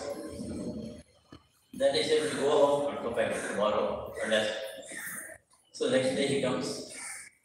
He did not know actually what to ask again next day. Something happened in my mind. He said, let my wife die. Very strange Shubham. God immediately said, okay. Then he goes back home and says, wife is dead. Relatives and neighbors are all weeping and crying. Such a nice lady, humble lady. What happened to her suddenly? Then for this person, he did not know what to do. He also failed. Why did I say that? My wife should die. Next day he comes to temple. God appears. As for this second, he has spent already 1 boon. Second boon. Then he thought, I have made a mistake yesterday. Let my wife come back to us. God immediately said, okay, granted. Next day he goes, after 3 months. God reminded him, you already spent 2 months. You are left with only 1. You cannot ask anything more. More than that, I will meet you.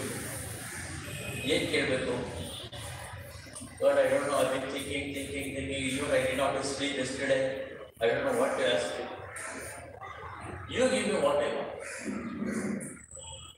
finally she said, you give me what you want me to give you if I desire that, not desiring if I need it. Whatever I need, you give it. God said yes. Then I was waiting for this third bone. In life, what should be asked for is the happiness. Santosha, Nirantara Santosha. But somebody was very clever with this anecdote was told. Sir, why you did not ask on the third day, as a third vara, third board, for another 3 varas? That's how the worldly people think. You could have extended 3 like that. But this was a real devotee who did not want anything from God other than God Himself. He gave the highest form of bliss, that is Santosha.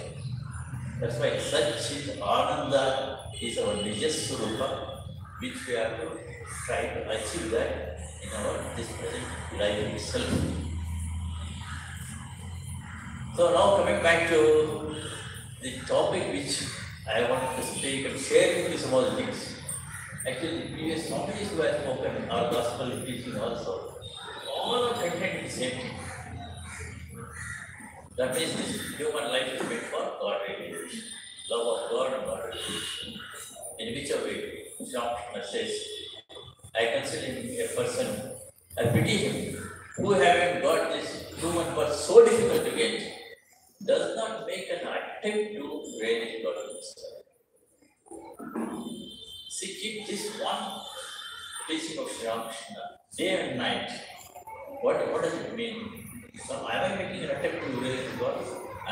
In other words, am I trying to make an attempt to realize what I am?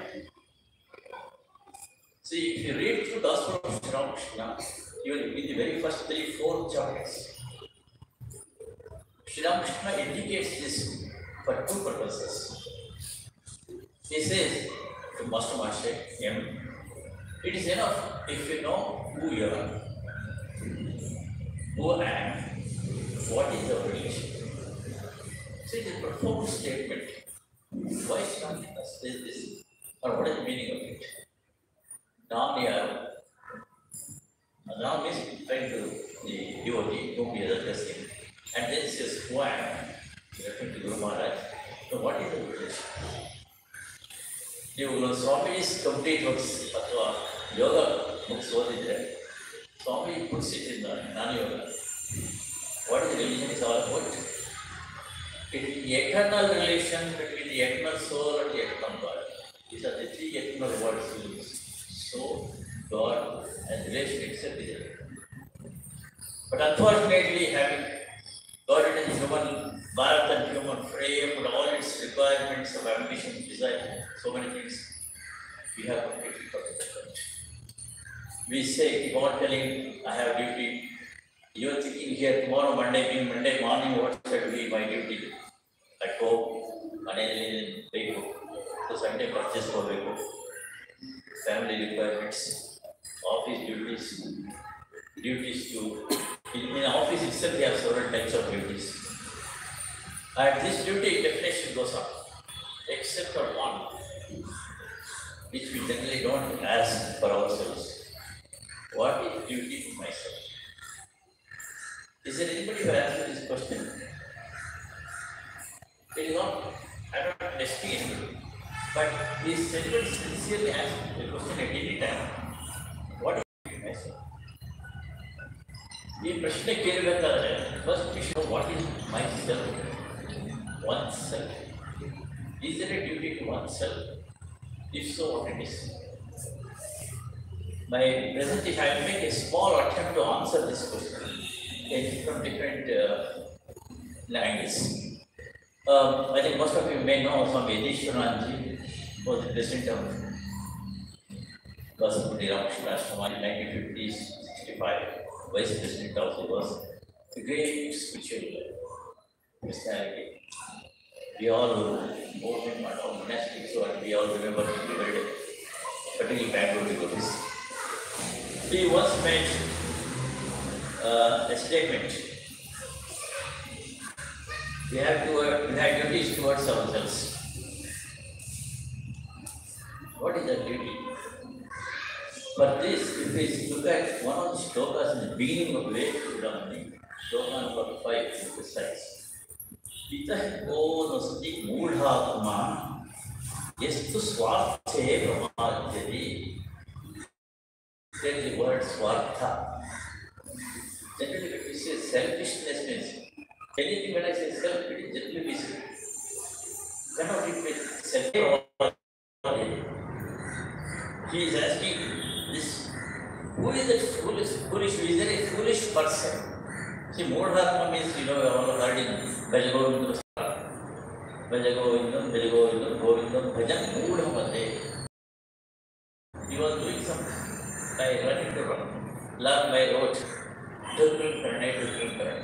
It is a grammatical phrase, you know, at that age, native place. So Shankaracharya got pity. Going in the streets, he saw the person waiting to go. What is this foolish person doing at this age? He's thinking of God or what one from myself.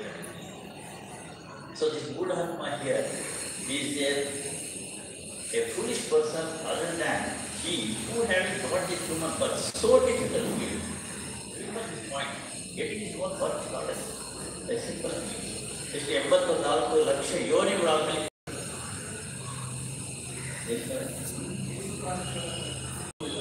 ತಪ್ಪು ಮಾಡಿ ಹುಚ್ಚಪ್ಪಲ್ಲೇ ಮಾನವ ಜನ್ಮ.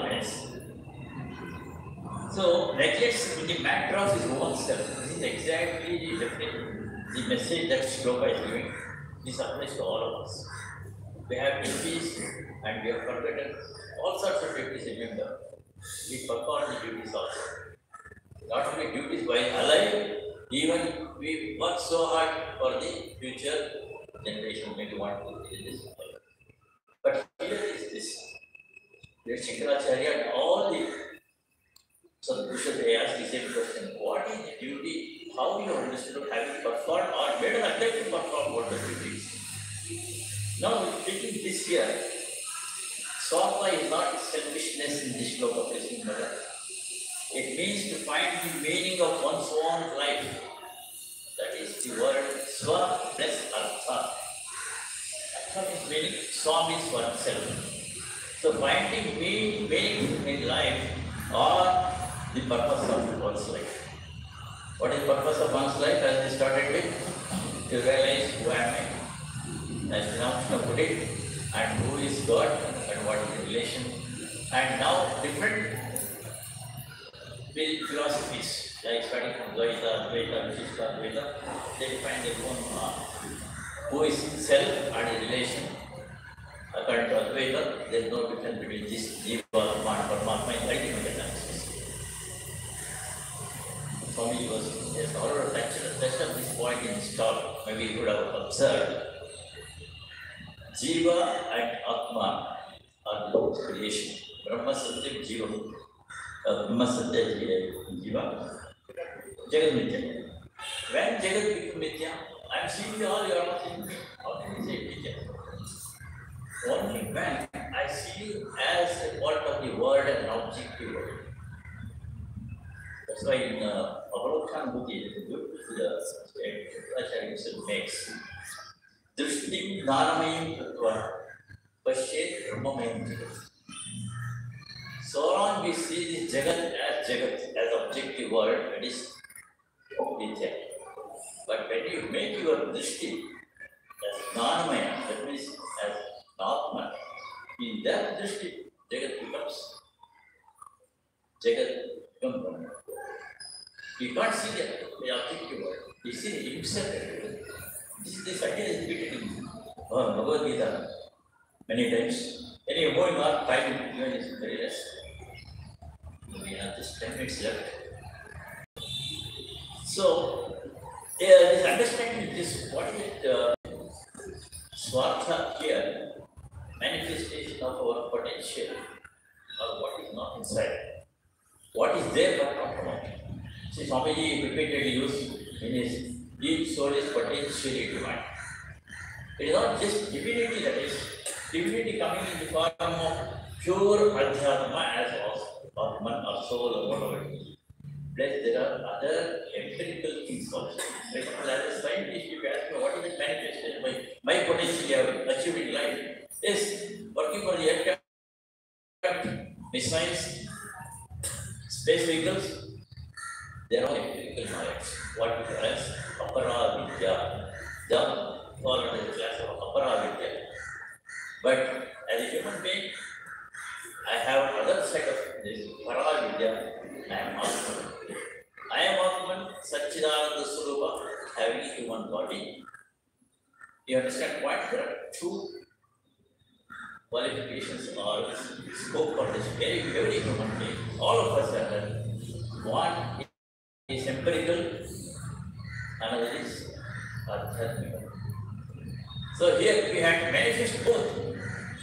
See, while working, sadhus, when they very that have taken sannyas, when they say Atmana Mokshatam Jagadhita, how do they achieve it? That kind of work, when they manifest that aspect of what we call either knowledge, different yoga systems are there, manifest the whatever the potential in us, both empirical as well as spiritual.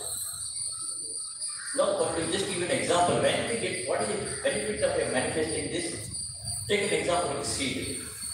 Yamada seed. For example, a seed, when do you say a seed gets fulfillment in its life as seed? I will say that tree is a representation of the seed. Or in other words, seed has a tree in it. So when a tree, you see, when a seed can be used for different purposes, making some food stuff for many things. Whereas a seed, when a person eats that, that is one side of one type of manifestation of evaluating the manifestation of the potential of the seed. The real potential and fulfillment of the seed are given. This is what himself says. Only when that seed is put onto the ground, sprouts there in a small plant, then grows up to a big plant or a tree and starts giving flowers, fruits, and even shade. So final fulfillment of the seed is only when it becomes a tree. That is exactly the same what everyone of us try to achieve. What is the tree? Grown up tree on the potential of what we call inner potential. This is where from Vivekananda in this beautiful definition of the religion itself is each soul is potentially divine. Please remember this. As a Kannada I am trying to say, each soul is potentially divine. The goal is what? To manifest this divinity within. Again I said divinity is split two stages. One is empirical and another is personal. And what is the purpose of this? To be free. Then you use how to achieve this. Do you achieve this by either work or worship? Work means Dhamma Yoga. Worship is Bhakti Yoga. Work or worship or psychic control. You can call it as Raj Yoga or Jnana Yoga. Do take any one of this or a combination of this and be free. To become free is the purpose of life. Free from what? Free from what? Having achieved this, okay, now you are permitted to die. It's not that. You are not affected by anything that happens around you in the world, objective world. That is freedom, real freedom. Now we are known. If I don't get my lunch in another half an hour, I'm starting Sarvanashra. Or our interaction with people. So to be free from all this, that is a state of santosha or sukha, happiness. That is the highest state. Now, as I said, like a seed becoming a tree, every human has unlimited potential. You look at the mango tree or any other tree, or even coconut or this one. I'm just waiting for manifestation. Then waiting for means what? Give an appropriate environment for that seed to sprout into the soil, manure, sunlight, air, and whatever that needs helps it sprout. And the purpose of life is similarly benefiting the potential in us. Now, coming to, as I said, Atman is the spiritual core of man. Spiritual core of man is the human core. That means when we say Atman, he is one that never born, he never dies. Sanatana, Satya Sanatana Nirantara. So how to realize this? Now we can keep on, talking about manifestation, different stage. Actually, Swami Vivekananda took the two definitions also, which I will just tell you for remember. When he said education is the nature for all the problems of the world today or any time. What real education was, Swami said, manifestation of the perfection of the man. They are all. See, if a rocket has to go in the kind of work we have to do, the amount of care we have to take, even aircraft has to take up for rank. The amount of perfection of all people involved in that, the level of precision and perfection that work. One small error may throw off the entire mission. That means you have to manifest that perfection. And to learn, the process of learning that perfection is the education. Similar definition for religion, Swami used manifestation of divinity. As per the religion, it could be any form of religion. Now, Swami Ishwaraji, going back to his teachings, there is a wonderful book. So some of you young people who are not read it. Swami Ishwaraji it is like a reference book, a guidebook. Title is Meditation and Spiritual Life. It takes you and gives a systematic way of how we enter the spiritual life. What are the requirements? What are the preparations? Both theoretical as well as practical. Different types of yogas. If you are not seen that, at least go and look at a book. I am sure if you are serious sadhaka, you will definitely immediately grab it and start reading it. Meditation and spiritual life by Swami Ishwarananda. It is Kannada version is also available. Dhyana Mattu Adhyatmika Jivana. That also is Kannada. It is translated by Swami Nityasani, president of Kasambudi Ramakrishna Math. Now, there Swami says, in every one of us, all of us have heard the word center of gravity. You may not be a scientist, why how you are able to stand, why you are leaning, like you point out any object, this is stable now. Just do this thing, you make it fall. That is, center of gravity or this is passing through his body or this will make it stable. Like that. The stability within human life has at 3 levels. One is body level, mental, intellectual, and finally spiritual level. There are various types of forces acting in us. External and internal. That's Swami's definition of love. Already we have seen that. Now, this is what is called the resultant of all these forces go through what is called the center of gravity or center of consciousness. Now, if I am talking about this subject, suddenly when I am talking, if I remember something or some object or somebody, my talking stops here. Why? My center of gravity shifted from this subject sitting here to somewhere, some object. Center of gravity goes to that person or that object. I am not able to think. This is what happens to most of the elderly people who are 75 and that. Suddenly, when they are thinking something, suddenly thought goes somewhere, they don't remember themselves there.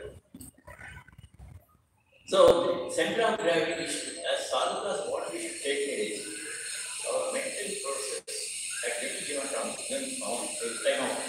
point of time, should be with ourselves. The different tendency is always to think of somebody and something. If something, my center of gravity shifts to that object or that person. Why students are not able to concentrate nowadays? Their mind is always either in the mobile, something, or a TV, or something, some friends' activities. concentration is one which brings the center of gravity within ourselves. So center of gravity has to be always within us. And if you allow it to go out of ourselves, we get disturbed. All mental disturbance. When we see that our center of gravity, the center of gravity thinking shifts from ourselves to so the Adhyatmic Jivana exercise means bringing back the center of gravity always to within ourselves. This is indirectly put by many ways. Just now Maharaj mentioned what is Bhagavata, Navavida Bhakti. I want to remind about Navavida Bhakti, one example I was hearing. All of us know Paramabhakta Hanuman. Hanuman is always there wherever Sitaram. Where does Hanuman sit? How does he sit? He is sitting there with humility and with half-closed eyes. He is looking at Paduka Rama. At the same time, there is Radha next to him. What does it indicate? He is ready to take up any order from Sri Rama and go to the Karmiya. As a Bhakta, his mind is always set up, focused on the feet of Sri Rama. This is actually where is his center of gravity? In the lotus feet of Sri Rama. He is always connected to Sri Rama's power. So, like this now, depending on whichever God, in whichever form you are progressing, if we can focus our attention to that aspect of God in any way you want, in the ninth form of when a practice of bhakti, that is what bringing back the center of gravity from outside to inside. Now, there are some problems here. Suddenly we have seen many people, both young and old, getting disturbed in mind. When that disturbance sets in, when our center of gravity goes out of us, our focus gets lost. And that even spiritual people, sadhakas, at some point have become blank. And this kind of, they don't like even themselves, they start getting themselves out. Or there is what is called as solitude problem or loneliness problem. See, addressing loneliness problem or in Kannadadalli ekanta. It's not ekanta is different from feeling loneliness. So loneliness, and actually we should understand emptiness very carefully. Loneliness indicates a pain of being alone. If you are alone, if you are feeling pain, it is loneliness. On the other hand, if you are solitude, Ramakrishna had to go and spend time in, what is the word? Nijjanavasa is different from loneliness. Loneliness, solitude indicates joy of being alone. I want to be alone and alone myself. But solitude. So, there is a distinction.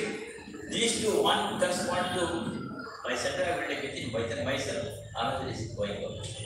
So, there are two, three wonderful examples are there, but time is over. So, I will stop at this.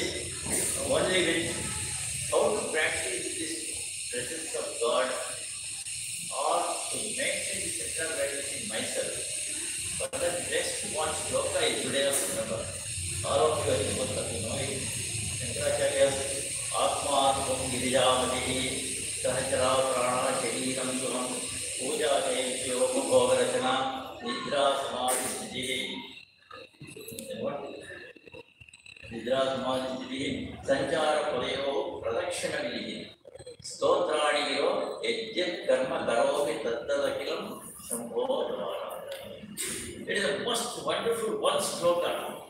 How to practice the presence of God or to maintain equanimity in life. Atma Girijamati. My Atma is Girijamati Shiva. Or any of the deity you have. Sahachara Pranaha. Who are my companions? Prana. Pancha Prana. Sahachara Pranaha. So the Atma Girijamati. Vicharam Padeva Pradakshina Vinaya. Wherever I want to walk, that is I'm doing Pradakshina. How is become Pradakshina? Where God is not, they will Elila. Only I should be aware, oh, this ashrama it is the place of God. It is only ashrama is the place of God. God is everywhere, but only my awareness should be there. It is, I am going to bring Pradakshina to God. If we live like that we are maintaining our center of gravity, we have a peace, and that leads us to come closer and closer and have what is called avichinna sukha bhava. Whatever it does, it is a karma. It is in aradhana or what is called meditation. So with these few points which I wanted to share, a lot more to expand. If one wants, he can write a paper on this also. I immensely chat with all the community Swami calling me here, even to share with our two thoughts.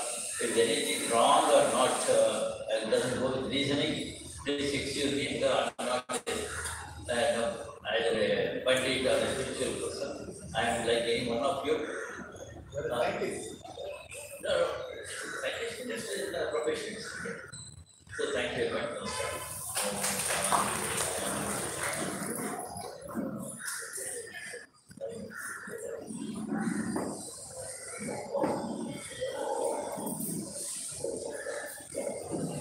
Doctor Vishwanath ಅವರಿಗೆ ಧನ್ಯವಾದಗಳು. ಈಗ ಪೂಜ್ಯ ಸ್ವಾಮಿ ಶಿವಕಾಂತಾನಂದಜಿ ಮಹಾರಾಜ್ ಅವರಿಂದ ಕನ್ನಡದಲ್ಲಿ ಪ್ರವಚನ ಆಂತರಿಕ ನಡೆ, internal journey on this topic. He is going to speak by, this is Swami Shivakantanandaji. Presently is serving in our Ramakrishna Mission Vilupuram. Earlier he joined the Ramakrishna order at Vannampet and served there for a number of years. And also he spent some years in Kaladi, also serving there, and presently he is there in Ramakrishna Mission Vilupuram. He is a scholarly monk, so he is dwelling on this subject, internal journey, of course in Kannada. In between he can tell about some of the incidents in English also.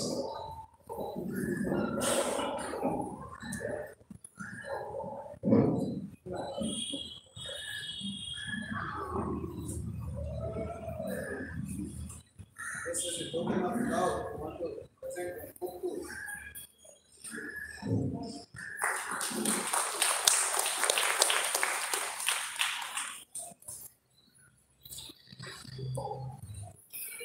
Om Janani Sharadam Devi Ramakrishna Jagadguru Madhavadne Tayoshitva Ganamami Mudharibhodu. The curse of being the last speaker is that many of the points from your notes are already stolen away by your previous speakers, and also some of your time. And religion is not for the empty stomach. So 1 o'clock is the time for the lunch, and I have to steal that time and speak to you about it, but I assure you I will close before 40 minutes.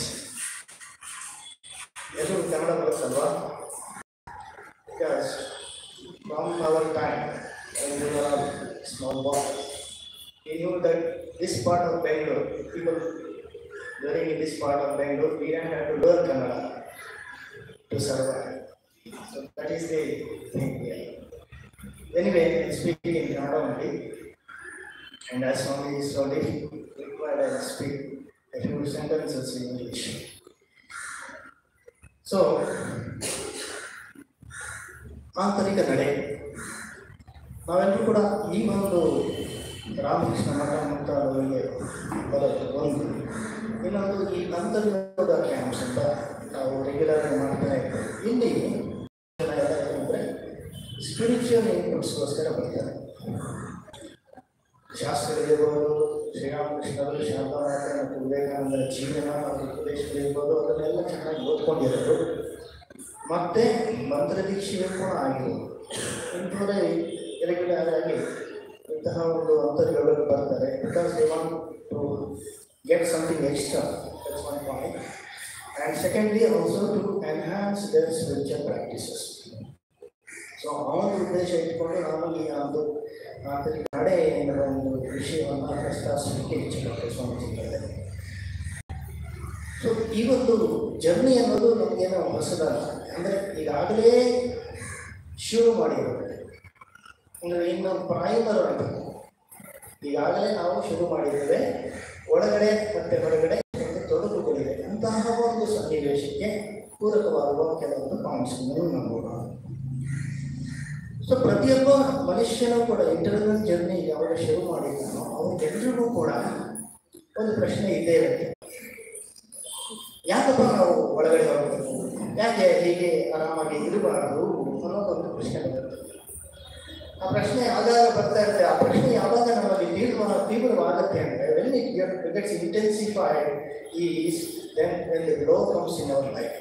ಯಾವಾಗ ನಾವು ಒಂದೆರಡು ಒದೆ ತಿಂತೀವಿ ಜೀವನದಲ್ಲಿ, ಅಥವಾ ಒದೆ ತಿಂತಾನೇ ಇರ್ತೀವೋ, ಏನು ಮಾಡ್ತಾನೆ ಮನುಷ್ಯ ಒಳಗೊಳ್ಳೋದಕ್ಕೆ ಪ್ರಯತ್ನ ಮಾಡ್ತಾನೆ. ಈ ಜಗತ್ತಿನಲ್ಲಿ ಏನೂ ಇಲ್ಲಪ್ಪ ಅಂತ ಬರೀ ಕಷ್ಟ ನಮಗೆಲ್ಲ in fact Sankhyakarika one of the primer for entering into the Sankhya Yoga Darshana, ಅದರಲ್ಲಿ ಈಶ್ವರ ಕೃಷ್ಣ ಶುರು ಮಾಡದೆ ದುಃಖತ್ರಯಾಭಿಘಾತ, ದುಃಖತ್ರಯಗಳಿಂದ ಆಘಾತವನ್ನು ಹೊಂದಿರುವ ಮನುಷ್ಯರಿಗೆ ಈ ಶಾಸ್ತ್ರಗಳು ಉಪದೇಶವಾಗುತ್ತದೆ. ಯಾವುದಪ್ಪ ದುಃಖತ್ರಯಗಳು ಅಂತಂದರೆ ಆದಿದೈವಿಕ, ಆದಿ ಭೌತಿಕ, ಆಧ್ಯಾತ್ಮಿಕ. ಆದಿ ದೈವಿಕ ಅಂತಂದರೆ ಈ ಮಳೆ ಇದು ಈಗ ಮದ್ರಾಸಲ್ಲಿ ಫ್ಲಡ್ ಆಯಿತು, ಎಷ್ಟೋ ಜನ ಇನ್ನೂ ಕರೆಂಟ್ ಬಂದಿಲ್ಲ ಮಾಡ್ತಾರೆ. ಈ ರೀತಿ ಆದಿ ದೈವಿಕ ದೇವತೆಗಳ ಕೋಪ. ಆದಿ ಭೌತಿಕ ಅಂದರೆ ನಾವೇ ಮಾಡ್ಕೊಳ್ಳೋದು, ಹೆಚ್ಚು ಕಡಿಮೆ ತಿಂದು ಡಯಾಬಿಟೀಸ್ ಬರೆಸ್ಕೊಳ್ಳೋದು, ಕೈಗೆ ಏಟ್ ಮಾಡ್ಕೊಳ್ಳೋದು, ಕಾಲಿಗೆ ಏಟ್ ಮಾಡ್ಕೊಳ್ಳೋದು, ಈ ರೀತಿ ಫಿಸಿಕಲಿ ರಿಲೇಟೆಡ್. ಅದು ಆಧ್ಯಾತ್ಮಿಕ. ಆದಿ ದೈವಿಕ ಅಂದರೆ ಅದು. ಆದಿ ಭೌತಿಕ ಅಂದರೆ ಈ ರೀತಿ ಫ್ಲಡ್ಡು, ಫ್ಯಾಮಿಲಿ ಮುಂತಾದವು ಫಿಸಿಕಲ್, ಅಥವಾ ಹುಲಿ ಅಟ್ಟಿಸ್ಕೊಂಡು ಬರೋದು, ಈ ರೀತಿಯಾಗಿ. ಸೊ ಈ ಒಂದು ದುಷ್ಟ ಕೋಟಲೆಗಳಿಂದ, ಮನುಷ್ಯ ಬಳಲಿದವನು ಹೆಚ್ಚಾಗಿ ಈ ಒಂದು ಆಧ್ಯಾತ್ಮಿಕ ಜೀವನಕ್ಕೆ ಎಂಟರ್ ಮಾಡಲಿಕ್ಕೆ ಟ್ರೈ ಮಾಡ್ತಾನೆ. ಅದರಿಂದ ಪ್ರಾಬ್ಲಮ್ ಈಸ್ ಮನಸ್ಸಿನೊಳಗೆ ಬೇಕಾದಷ್ಟು ರೀತಿಯ ಅನ್ಫುಲ್ಫಿಲ್ಡ್ ಡಿಸೈರ್ಸ್ ಇರ್ತದೆ. Those unfulfilled desires will not go anymore.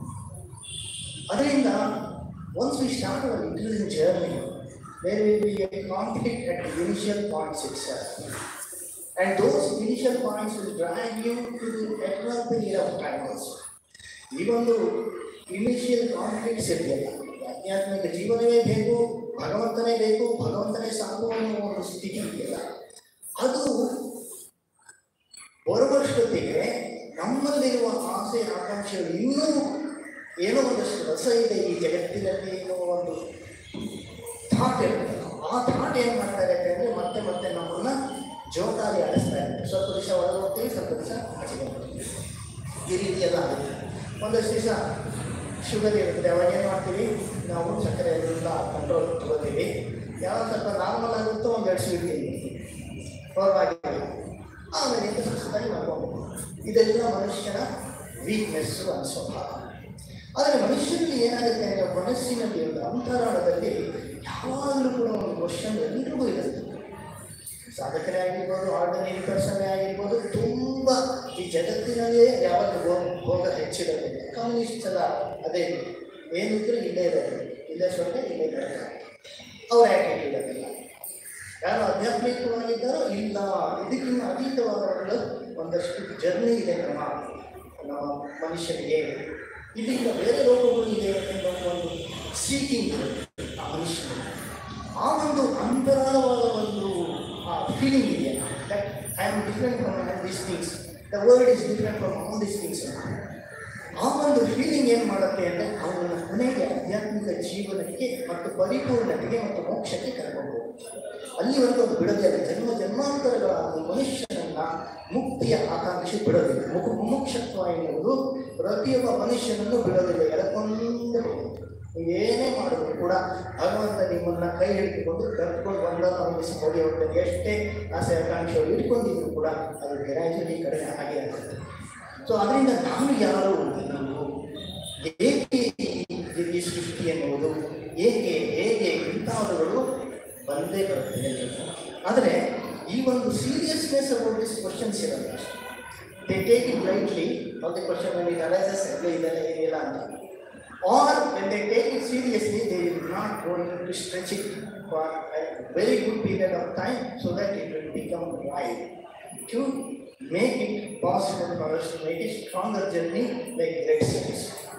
ಈ ಪಾಯಿಂಟ್ಸ್ ನಾವು ಅದರಿಂದ ಈ ಇನ್ಕ್ವಿಸಿಟಿವ್ನೆಸ್ ಅಂತ ಇದೆ, ಪ್ರಶ್ನೆ ಹಾಕೋದು ಅಂದ್ರೆ ಆಂತರಿಕ ಪ್ರಶ್ನೆಗಳನ್ನು ಹಾಕೋದು. ಹೊರಗಡೆ ಪ್ರಶ್ನೆಗಳನ್ನ ಬೇಕಾದಷ್ಟು ಹಾಕಿರ್ತೀವಿ, ಆಂತರಿಕವಾದ ಪ್ರಶ್ನೆಗಳನ್ನು ಹಾಕಿಕೊಂಡು ಆ ಆಂತರಿಕ ಹಾಕಿಕೊಂಡಿರುವ ಪ್ರಶ್ನೆಗಳಿಗೆ ಉತ್ತರವನ್ನು ಕಂಡುಕೊಳ್ಳುವ ಒಂದು ಒಂದು ಕೋರ್ಸ್, ಒಂದು ಜರ್ನಿ, ಒಂದು ಪ್ರಯಾಣ ಇದೆಯಲ್ಲ, that is the real important aspect in beginning our interaction.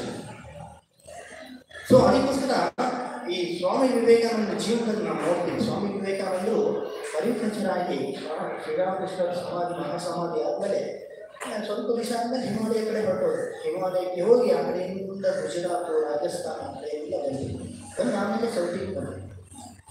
ಅವರಿಗೆ ಸೌತಿಗೆ ಬಂದಾಗ ಮಡ್ರಾಸು ಮುಂದ ಕಡೆ ಎಲ್ಲ ಬಂದಾಗ ಆಗ ಅವರಿಗೆ ಅನ್ನಿಸ್ತು, ನಾನು ಹೋಗಿ ಶಿಕಾಗೋ ಪಾರ್ಲಿಮೆಂಟ್ ರಿಲಿಜನ್ ಆಗಿ ಮಾತನಾಡಬೇಕು.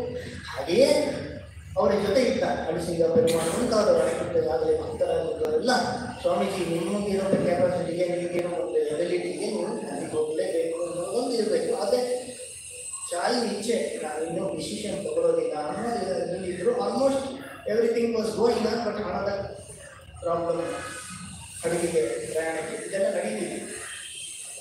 ಇವರು ರಾಜಸ್ಥಾನ ಕಡೆ ಅವಾಗ ಪರಿವ್ರಾಜಕರಾಗಿ ನಡ್ಕೊಂಡು ಹೋಗುವಾಗ ಈ ಕೇಸರಿ ರಾಜ್ಯದ ಮೂಲಕ ಹೋಗ್ತಾರೆ. ಆ ಕೇಸರಿ ರಾಜ್ಯದ ಮೂಲಕ ಹೋಗುವಾಗ ಅಲ್ಲಿಯ ದಿವಾನಂದ ಜಗನ್ಮೋಹನ್ ಲಾಲ್ ಮುನ್ಷಿಯನ್ನು ಸ್ವಾಮೀಜಿಯನ್ನು ಭೇಟಿಯಾಗ್ತಾರೆ.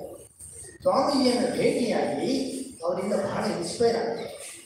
ಒಬ್ಬ ಮುಸಲ್ಮಾನನ ಮನೆಯಲ್ಲೇ ಅವರು ಅತಿಥಿಯನ್ನು ಸ್ವೀಕರಿಸ್ತಾ ಇರ್ತಾರೆ. ಅದನ್ನು ನೋಡಿ ಜಗನ್ಮೋಹನ್ ಲಾಲ್ ಭಾಳ ಒಂದು ರೀತಿ ಕಸಿಬಿಸಿ ಆಗ್ತಾನೆ. ಅದೆಲ್ಲ ಹೆಸರು ಇನ್ನೂ ಜಾಸ್ತಿ ಆಗುತ್ತೆ, ಮೊಟ್ಟೆ ಹಸಿರು ಜಾಸ್ತಿ ಆಗುತ್ತೆ.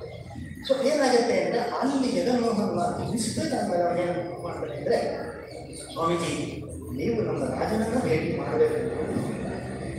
ಅವ್ರು ಮಾಡ್ತಾರೆ, ಅದಕ್ಕೇನಂತೆ ಅಂತ ಅವರೆಲ್ಲೇ ಇರ್ತಾರೆ, ಎಲ್ಲಿಂದ ಅವ್ರು ಇರ್ತಾರೆ. ಇವರು ಹೋಗಿ ರಾಜ ಕೇಸರಿ ಅಜಿತ್ ಸಿಂಗ್ ಅಂತ ಆಲ್ಮೋಸ್ಟ್ ಸ್ವಾಮೀಜಿಯ ಏಜ್ನವೇ, ಅವನನ್ನು ಅವ್ರಿಗೆ ಹೋಗಿ ಹೇಳ್ತಾನೆ, ಇಂತಹ ಒಂದು ಇನ್ಸ್ಪೈರಿಂಗ್ ಮಾರ್ಕ್ ಬಂದಿದ್ದಾರೆ ನಮ್ಮ ರಾಜ್ಯಕ್ಕೆ, ಹಾಗೂ ಇಂಗ್ಲೀಷೆಲ್ಲ ಬರುತ್ತೆ, ಬಹಳ ತೇಜಸ್ವಿಯಾದ ಪುರುಷ ಇತ್ಯಾದಿ ಇತ್ಯಾದಿ ವರ್ಣನೆ ಮಾಡಿದಾಗ ಅಜಿತ್ ಸಿಂಗು ಬಹಳ ಇನ್ಸ್ಪೈರಿಂಗ್, ನಾನೇ ಹೋಗ್ತೀನಿ ಸ್ವಾಮೀಜಿ ನೋಡೋಕ್ಕೆ ಅಂತ ಹೇಳಿರ್ತೇನೆ. ಆಗ ಅವನು ಎಷ್ಟು ಮುಂದೆ ಅವರ ಫ್ರೆಂಡ್ಶಿಪ್ ಎಷ್ಟು ಗಾಢವಾಗುತ್ತೆ ಅಂದರೆ ಅವರು ಎಷ್ಟು ಭಕ್ತಿ ತೋರಿಸ್ತಿರ್ತಾರೆ ಅಂದರೆ ಸಿಂಹಾಸನ ತಲೆಗಡೆ ಕೂತ್ಕೊಂಡಿರ್ತಾನೆ. ಅಂತಹ ಒಂದು ಸ್ಕಿಂಗ್ ಅನ್ನೋದೇ ಅವನು ಬರ್ತಿರ್ತಾ ಇರ್ತಾರೆ ಅವ್ರ ಜೊತೆ ಅಂತ. ಆಗ ಈ ಸುದ್ದಿ ಶ್ರೀ ಸ್ವಾಮಿ ವಿವೇಕಾನಂದರಿಗೆ ಹೋಗುತ್ತೆ. ಅಯ್ಯೋ, ನಾನಿರೋ ಜಾಗದಲ್ಲಿ ಇರ್ತಾರೆ, ಒಂದು ಸಣ್ಣ ಮನೆಯಲ್ಲ ಒಂದು ಜಾಗದಲ್ಲಿ ಇರ್ತಾರೆ, ಅಲ್ಲಿಗೆ ರಾಜ ಬರೋದು ಸರಿ ಹೋಗೋದಿಲ್ಲ, ನಾನೇ ಬರ್ತೀನಿ ಅರಮನೆಗೆ ಅಂತ ಹೇಳಿ ಇಮ್ಮಿಡಿಯೇಟ್ಲಿ ಸ್ವಾಮೀಜಿ ಅರಮನೆಗೆ ಹೋಗ್ತಾರೆ. ಅರಮನೆಗೆ ಹೋದಾಗ ರಾಜ ಅಜಿತ್ ಸಿಂಗ್ ಸ್ವಲ್ಪ ಭೇಟಿಯಾಗಿ ಎಲ್ಲ ಆದ್ಮೇಲೆ ಸ್ವಲ್ಪ ಆದ್ಮೇಲೆ ಕೇಳ್ತಾನೆ ಶ್ರೀ ಸ್ವಾಮೀಜಿನ, ವಾಟ್ ಈಸ್ ಲೈಫ್ ಅಂತ ಕೇಳ್ತಾರೆ. Swamiji what is life? ಎರಡು ಕ್ವಶನ್ ಕೇಳ್ತಾರೆ. ಒಂದು ವಾಟ್ ಈಸ್ ಲೈಫ್ ಅಂತ ಕೇಳ್ತಾನೆ, ಇನ್ನೊಂದು ವಾಟ್ ಈಸ್ ಎಜುಕೇಷನ್ ಅಂತ ಕೇಳ್ತಾರೆ. ಆ ಎಜುಕೇಷನ್ ನಮ್ಮ ಪಾರ್ಟಿಲಿ ಕೂಡ ನಮಗೆ ಮತ್ತೆ ಕಾಲೇಜ್ ಹೋಗೋದೇನಿಲ್ಲ. ಸೊ ಏನು ಮಾಡೋದು, ವಾಟ್ ಈಸ್ ಲೈಫ್ ಅಂತ ಇಮಿಡಿಯೇಟ್ಲಿ ಸ್ವಾಮೀಜಿ ಏನು ಹೇಳ್ತಾರೆ ಅಂತಂದರೆ, life is the unfoldment and development of a being under the circumstances tending to ಪ್ರಸಿದ್ಧ. Wonderful answer. This answer is applicable both for our external life and internal life. There are so many tendencies in our life which makes us to go down. ಯಾರು ಬೈಯೋದು, ಹೀಯಾಡಿಸೋದು, promotion ಸಿಗದೆ ಇರೋದು, ಕೆಲಸದಿಂದ ಆಚೆ ಹಾಕೋದು, ಮನೆ problem, relatives problem, ಎಲ್ಲ problems, all tendency to plus our external manifestation down. ಎಲ್ಲರೂ ಅಂಬಾನಿ ಆಮೇಲೆ ಬಿಲ್ ಕ್ಲಿಂಟನ್ನು ಅಥವಾ ಬಿಲ್ ಗೇಟ್ಸು ಎಲ್ಲ ಆಗುತ್ತೆ. ಯಾಕೆ ಎಲ್ಲರೂ ಸಪ್ರೆಸ್ ಮಾಡ್ತಾರೆ. ಅವರು ಸುಮಾರು ಜನಕ್ಕೆ ಕೆಪಾಸಿಟಿ ಇದ್ದರೂ ಕೂಡ ಅವರು ಅಷ್ಟೆಲ್ಲ ಮೇಲಕ್ಕೆ ಹೋಗ್ತಾರೆ. ಕೆಲವೊಬ್ಬರಲ್ಲಿ ಮಾತ್ರ. ಹಾಗೆಯೇ ಈ ಒಂದು ಅಂತರ್ರಾಜ್ಯದಲ್ಲಿ ಸಾಮ್ರಾಜ್ಯದಲ್ಲಿ ಹಾಗೆಯೇ ಅಂತಹ ಒಂದು ಟೆಂಡೆನ್ಸೀಸ್ಗಳಿರುತ್ತೆ. ಅವುಗಳಿಗೆಲ್ಲ ನಾವು ಬಗ್ಗಿ ಬಿಟ್ಟರೆ ನಾವು ಆಂತರಿಕವಾಗಿ ಮುಂದೆ ಹೋಗೋದಕ್ಕೆ ಆಗಲ್ಲ. ನಾವು ಆಂತರಿಕವಾಗಿ ಮುಂದೆ ಹೋಗಲಿಲ್ಲ ಅಂತಂದರೆ ನಮಗೆ ನೆಮ್ಮದಿನೇ ಇರಲ್ಲ. ಅದಂತೂ ರೂಲ್ಸ್, ಅದು ಗೋಲ್ಡನ್ ರೂಲ್. ನಮಗೆ ನೆಮ್ಮದಿ ಬೇಕು ಅಂತಂದರೆ ಒಳಗೇ ಹೋಗ್ತದೆ. ನಮಗೆ ನೆಮ್ಮದಿ ಬೇಕು ಅಂದರೆ ಶ್ರೀರಾಮಕೃಷ್ಣ ಅದನ್ನೇ ಹೇಳ್ತಾರೆ, the purpose of human life is to realise god. ಮನುಷ್ಯನ ಒಂದು ಜೀವನದ ಉದ್ದೇಶ, ಮಾನವ ಜನ್ಮದ ಉದ್ದೇಶ, ಮಾನವನ ಜನ್ಮದ ಉದ್ದೇಶ ಏನಪ್ಪ ಅಂತಂದರೆ ಭಗವಂತನ ಸಾಕ್ಷಾತ್ಕಾರ. ಅದನ್ನೇ ವಿವೇಕ ಚೂಡಾಮಣಿಯಲ್ಲಿ ಕೂಡ ಶಂಕರರು ಹೇಳೋದು, ಮನುಷ್ಯತ್ವ ಮುಮುಕ್ಷತ್ವ ಮಹಾಪುರುಷ ಸಂಶಯ. ಮನುಷ್ಯತ್ವ ಅನ್ನೋದೇ ಸಿಗೋದು ಕಷ್ಟ, ಮುಮುಕ್ಷತ್ವ ಸಿಗಬೇಕು. ಆಮೇಲೆ ಮುಮುಕ್ಷತ್ವ, ನಾವು ಮೋಕ್ಷವನ್ನು ಹೊಂದಬೇಕು, ಇದರಿಂದ ಎಲ್ಲ ಬೆಳೆಸ್ಕೋಬೇಕು ಅಂತ. ಆದಮೇಲೆ ಮಹಾಪುರುಷ ಸಂಶಯ ಅಂತ ಇಲ್ಲಿ ಬರ್ತೇವೆ. ಇಂತಹ ಒಂದು ಆಶ್ರಮ ಅಲ್ಲಿ ಎಲ್ಲ ಬರ್ತೇವೆ. ಆದರೆ ಮನೆಗೆ ಯಾವುದಪ್ಪ ಒಂದು ಸಂಡೆ ಇವತ್ತು ಸ್ವಲ್ಪ ನಾನು ಚೆನ್ನಾಗಿ ಸ್ಪೆಂಡ್ ಮಾಡಬೇಕು ಅಂತ ಈ ಸಿಕ್ಕಾಕೊಂಡ್ಬಿಟ್ಟೆ, ಇವಾಗ ಲೇಟ್ ಬೇರೆ ಆಗ್ತಾಯಿದೆ ಅಂತ ಅನಿಸುತ್ತೆ.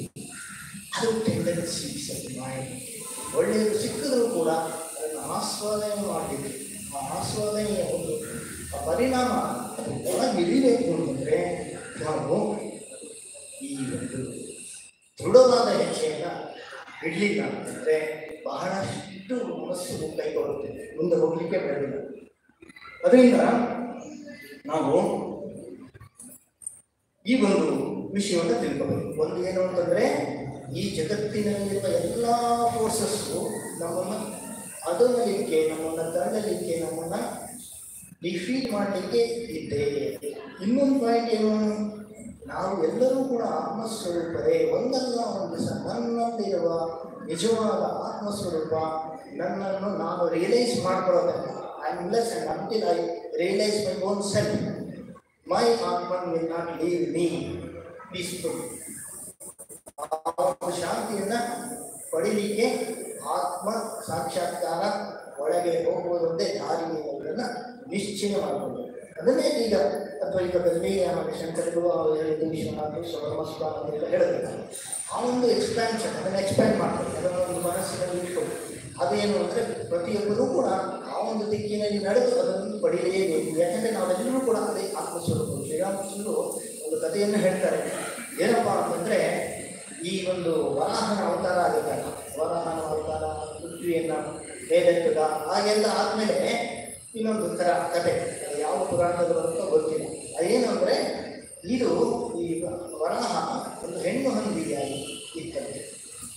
ಅದು ವರಾಹನಾದ ಮೇಲೆ ಮತ್ತೆ ವಿಷ್ಣು ಆಗಲಿಲ್ಲ, ಏನಾದ ವರಾಹನಾಗೇ ಇದ್ಬಿಟ್ಟು ಮಕ್ಕಳನ್ನೆಲ್ಲ ಹೆತ್ತು ಆನಂದವಾಗಿ ಇದ್ದಂತೆ ಹಂದಿಗಳ ಜೊತೆ, ಮರಿ ಹಂದಿಗಳ ಜೊತೆ ಎಲ್ಲ ಇತ್ತು. ದೇವತೆಗಳಲ್ಲಿ ಏನಿಲ್ಲ, ಭಾಳ ಬೇಜಾರಾಗುತ್ತೆ. ಏನಿದು ನಾರಾಯಣ ಹರಿ ಈ ರೀತಿ ಆಗ್ಬೇಕಲ್ಲ, ಏನು ಮಾಡೋದು ಅಂತ ಹೋಗಿ ಕೇಳ್ಕೊಂಡ್ರೆ ಬಾ ಅಂತ, ನಿನಗೆ ನಾನೆಲ್ಲ ಚೆನ್ನಾಗಿದ್ದೀನಿ ಹಂದಿ ಮರಿಗಳ ಜೊತೆ ಬಾ ಬರೋದಿಲ್ಲ. ಅದನ್ನು ಹೋಗಿ ಶಿವನಿಗೆ ಹೇಳಿದ್ರೆ, ಶಿವನಿಗೆ ಹೇಳಿದಂತೆ, ಇವನು ಈ ಥರ ಮಾಡ್ತಾ ಇದ್ದಾನೆ, ಏನು ಮಾಡೋದು? ಅವಾಗ ಶಿವ ತನ್ನ ತ್ರಿಶೂಲವನ್ನು ತೆಗೆದು ಹಂದಿಯ ಶರೀರವನ್ನು ಚಿತ್ರ ಮಾಡಬೇಕಂತೆ. ಅವಾಗ ಹರಿ ಅಂತ ಅಂದ್ಕೊಂಡು ಮೇಲೆ ಈ ರೀತಿ ಏನು ನಾವೆಲ್ಲ ಈ ಒಂದು ಕೆಸರು ಒಡೆಯಲ್ಲೇ ಇದ್ಬಿಟ್ಟು ಏನಿಲ್ಲ ಚೆನ್ನಾಗಿದ್ದೀವಲ್ಲ. ಇನ್ನೊಂದು ಎಕ್ಸಾಂಪಲ್ ಕೊಡ್ತಾರೆ, ಏನಾದರೂ ಹೂವಿನ ಮಾರೋದು, ಆಮೇಲೆ ಮೀನು ಮಾರೋದು. ಆ ಮೀನಿನ ಮಾರೋದು ಏನು, ಆ ಬುಟ್ಟಿ ವಾಸನೆಯಲ್ಲೇ ಅವಳಿಗೆ ಹೂವಿನ ವಾಸನೆ ತಡ್ಕೊಳಕ್ಕಾಗಲ್ಲ. ಆ ಬುಟ್ಟಿ ತಗೊಂಡು ನೀರಿನ ಚಿಪ್ಸಿ ಮಾಡ್ಕೊತಾರೆ. ಆ ಕಥೆಯನ್ನು ಕೂಡ ಹೀಗೆ ನಮ್ಮ ಮನಸ್ಸು ಆ ರೀತಿ ಪ್ರಾಪಂಚಿಕವಾಗಿ ಇಟ್ಟಿರುತ್ತೆ. ಆ ಪ್ರಾಪಂಚಿಕವಾಗಿ ಇಟ್ಟಿರೋದ್ರಿಂದ ನಾವು ಎಲ್ಲಿಯೂ ಕೂಡ ಯಾವತ್ತೂ ಕೂಡ ಒಳಗೆ ಹೋಗಬೇಕು ಅನ್ಸಲ್ಲ. ಆದರೆ ನಮ್ಮನ್ನು ದುಃಖ ಬರೋದಿಲ್ಲ, ಮತ್ತೆ ಒಳಗೋಗಲಿಕ್ಕೆ ಪ್ರೇರೇಪಣೆ ಮಾಡ್ತಾನೇ ಇರುತ್ತೆ. ಅದರಿಂದ ಒಂದು ಈ ಎರಡು ಪಾಯಿಂಟ್ ನಾವು ಅನಲೈಸ್ ಮಾಡಬೇಕು. ಏನು ಅಂತಂದರೆ, ಈ ಒಂದು ಟರ್ನಿಂಗ್ ಪಾಯಿಂಟ್ ಎಲ್ಲರ ಜೀವನದಲ್ಲೂ ಸಿಗುತ್ತೆ.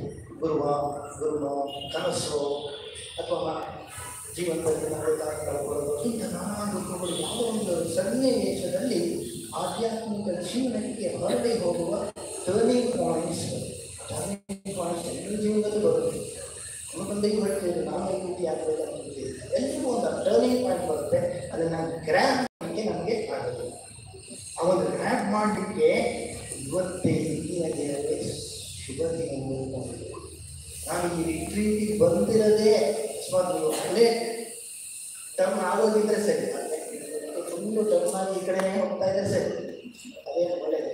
ನಾನು ಇನ್ನೂ ಸ್ವಲ್ಪ ಎರಡು ಸ್ಟೆಪ್ಸ್ನಲ್ಲೇ ಕಾಲಿಟ್ಟು ಹೋಗ್ಲಾ ಒಳಗೆ ಬೇಡವಾ ಅಂತ ಇರ್ತಾರಲ್ಲ, ಅವರಿಗೆ ಇಂದಿನ ದಿನವೇ ಶುಭ ದಿನವೇ. ಈ ಘಳಿಗೆ ಶುಭ ದಿನ ಹೋಗ್ಬೇಕು, ಈಗಿಂದನೇ ಶುರು ಮಾಡಬೇಕು. ಈಗಿಂದನೇ ಏನೇನು ಬೇಕೋ ಎಲ್ಲ, ಏನೇನು ಬಿಡಬೇಕು ಎಲ್ಲವನ್ನು ಬಿಡ್ತೇನೆ, ಏನೇನು ಮಾಡಬೇಕು ಎಲ್ಲವನ್ನು ಮಾಡ್ತೇನೆ ಎನ್ನುವ ಒಂದು ದೃಢ ನಂಬಿಕೆ. ಈ ರೀತಿ ಏನೇ ಅಡ್ಡಿಪಡಿಸಿದ್ರು ಇಂದ್ರಿಯಗಳು ಅಡ್ಡಿಪಡಿಸಲಿಕ್ಕೆ ಶುರು ಮಾಡ್ತವೆ. ಈ ರೀತಿ ನೀವು ಸ್ಟೆಪ್ಸ್ ತಗೋತೀವಲ್ಲ, once we make a firm resolve, as I will progress in this spiritual world, then the ಖೇನ ಶುರು ಹೋಗುತ್ತೆ. ಖೇನ ಶುರು ಹೋಗುತ್ತೆ, ಆ ಪ್ಲೇ ಬಿಗಿನ್ಸ್ ಆಗುತ್ತೆ. ನೀವೇನಾದ್ರು ಬ್ಯಾಟ್ ಇಟ್ಕೊಂಡ್ರೆ ಅವಾಗ ಶುರು ಮಾಡ್ತಾರೆ ಅವರೆಲ್ಲ ಬೌಲರ್ಸ್. ಯಾರು ಇಂದ್ರಿಯಗಳು, ಮನಸ್ಸು, ದೇಹ ಎಲ್ಲವೂ ಕೂಡ ತಮ್ಮ ಪವರ್ಸ್, ತಮ್ಮ ನಿಜವಾದ ಪವರ್ಸ್. ಇಷ್ಟು ದಿವಸ ನೀವು ಪ್ರಾಪಂಚಿಕ ಭೋಗವನ್ನು ಭೋಗಿಸ್ತಾ ಇರಕ್ಕೆ ಹೋದಾಗ ಅವುಗಳ ಪವರ್ಸೇ ತೋರಿಸೋದಿಲ್ಲ. ಅವುಗಳು ಈಗ ಏನು ತಿನ್ಲಿಕ್ಕಾಗಲ್ಲ, ಡೈಜೆಸ್ಟ್ ಮಾಡ್ಕೊಳ್ಳಿಕ್ಕಾಗಲ್ಲ, ನೋಡ್ಲಿಕ್ಕಾಗಲ್ಲ, ಕಣ್ಣು ಓದು ಅಂತಂದರೆ ಇಲ್ಲ, ಕಣ್ಣಿಗೆ ಪವರ್ ಕಡಿಮೆ ಆಗೋದಿದೆ, ತಲೆನೋವು ಬರುತ್ತೆ. ಈ ರೀತಿಯಲ್ಲ, ಈಗ ನೀವು ಆಧ್ಯಾತ್ಮಿಕ ಜೀವನಕ್ಕೆ ಹೋಗಿ ಆಗ ಅವರ ಪಟುತ್ವ, ಎನರ್ಜಿಯನ್ನು ತೋರಿಸ್ತಾರೆ. ಅದಕ್ಕೋಸ್ಕರ ವಿವೇಕ ಚೂಡಾಮಣಿಯಲ್ಲಿ ಹೇಳ್ತಾರೆ, ಯಾರೋ ಶಂಕರು, ಪಂಚಾದಿಭಿ ಪಂಚದಿವೇವ ಪಂಚ ಪಂಚತ್ವಮಾಪ್ನೋತಿ ಸುಗುಣೇನ ಬದ್ಧ ಪುರಂದ ಮಾತೃನ ಶೃಂಗಾರ ಪಂಚದ ರಂಚಿತ ಕಿಂ ಅಂತ ಹೇಳ್ತಾರೆ. ಇದನ್ನು ಇವತ್ತು ಎಕ್ಸ್ಪ್ಲೈನ್ ಮಾಡಲಿಕ್ಕೆ ಸಮಯ ಇಲ್ಲ. 5 ಇಂದ್ರಿಯಗಳು, ಕಣ್ಣು, ಕಿವಿ, ಮೂಗು, ನಾಲಿಗೆ, ಒಂದೊಂದು ಇಂದ್ರಿಯಗಳಿಂದಲೂ ಈ ಜಿಂಕೆ, ಈ ದುಂಬಿ, ಆನೆ, ಇವುಗಳೆಲ್ಲ ಮೀನು ಎಲ್ಲ ಡಿಫಿಟ್ ಆಗಿದೆ. ಒಂದೊಂದು ವೇದ ಚೂಡಾಮಣಿಯಲ್ಲಿ ಈ ಶ್ಲೋಕವನ್ನು ಓದ್ಕೊಳ್ಳಿ.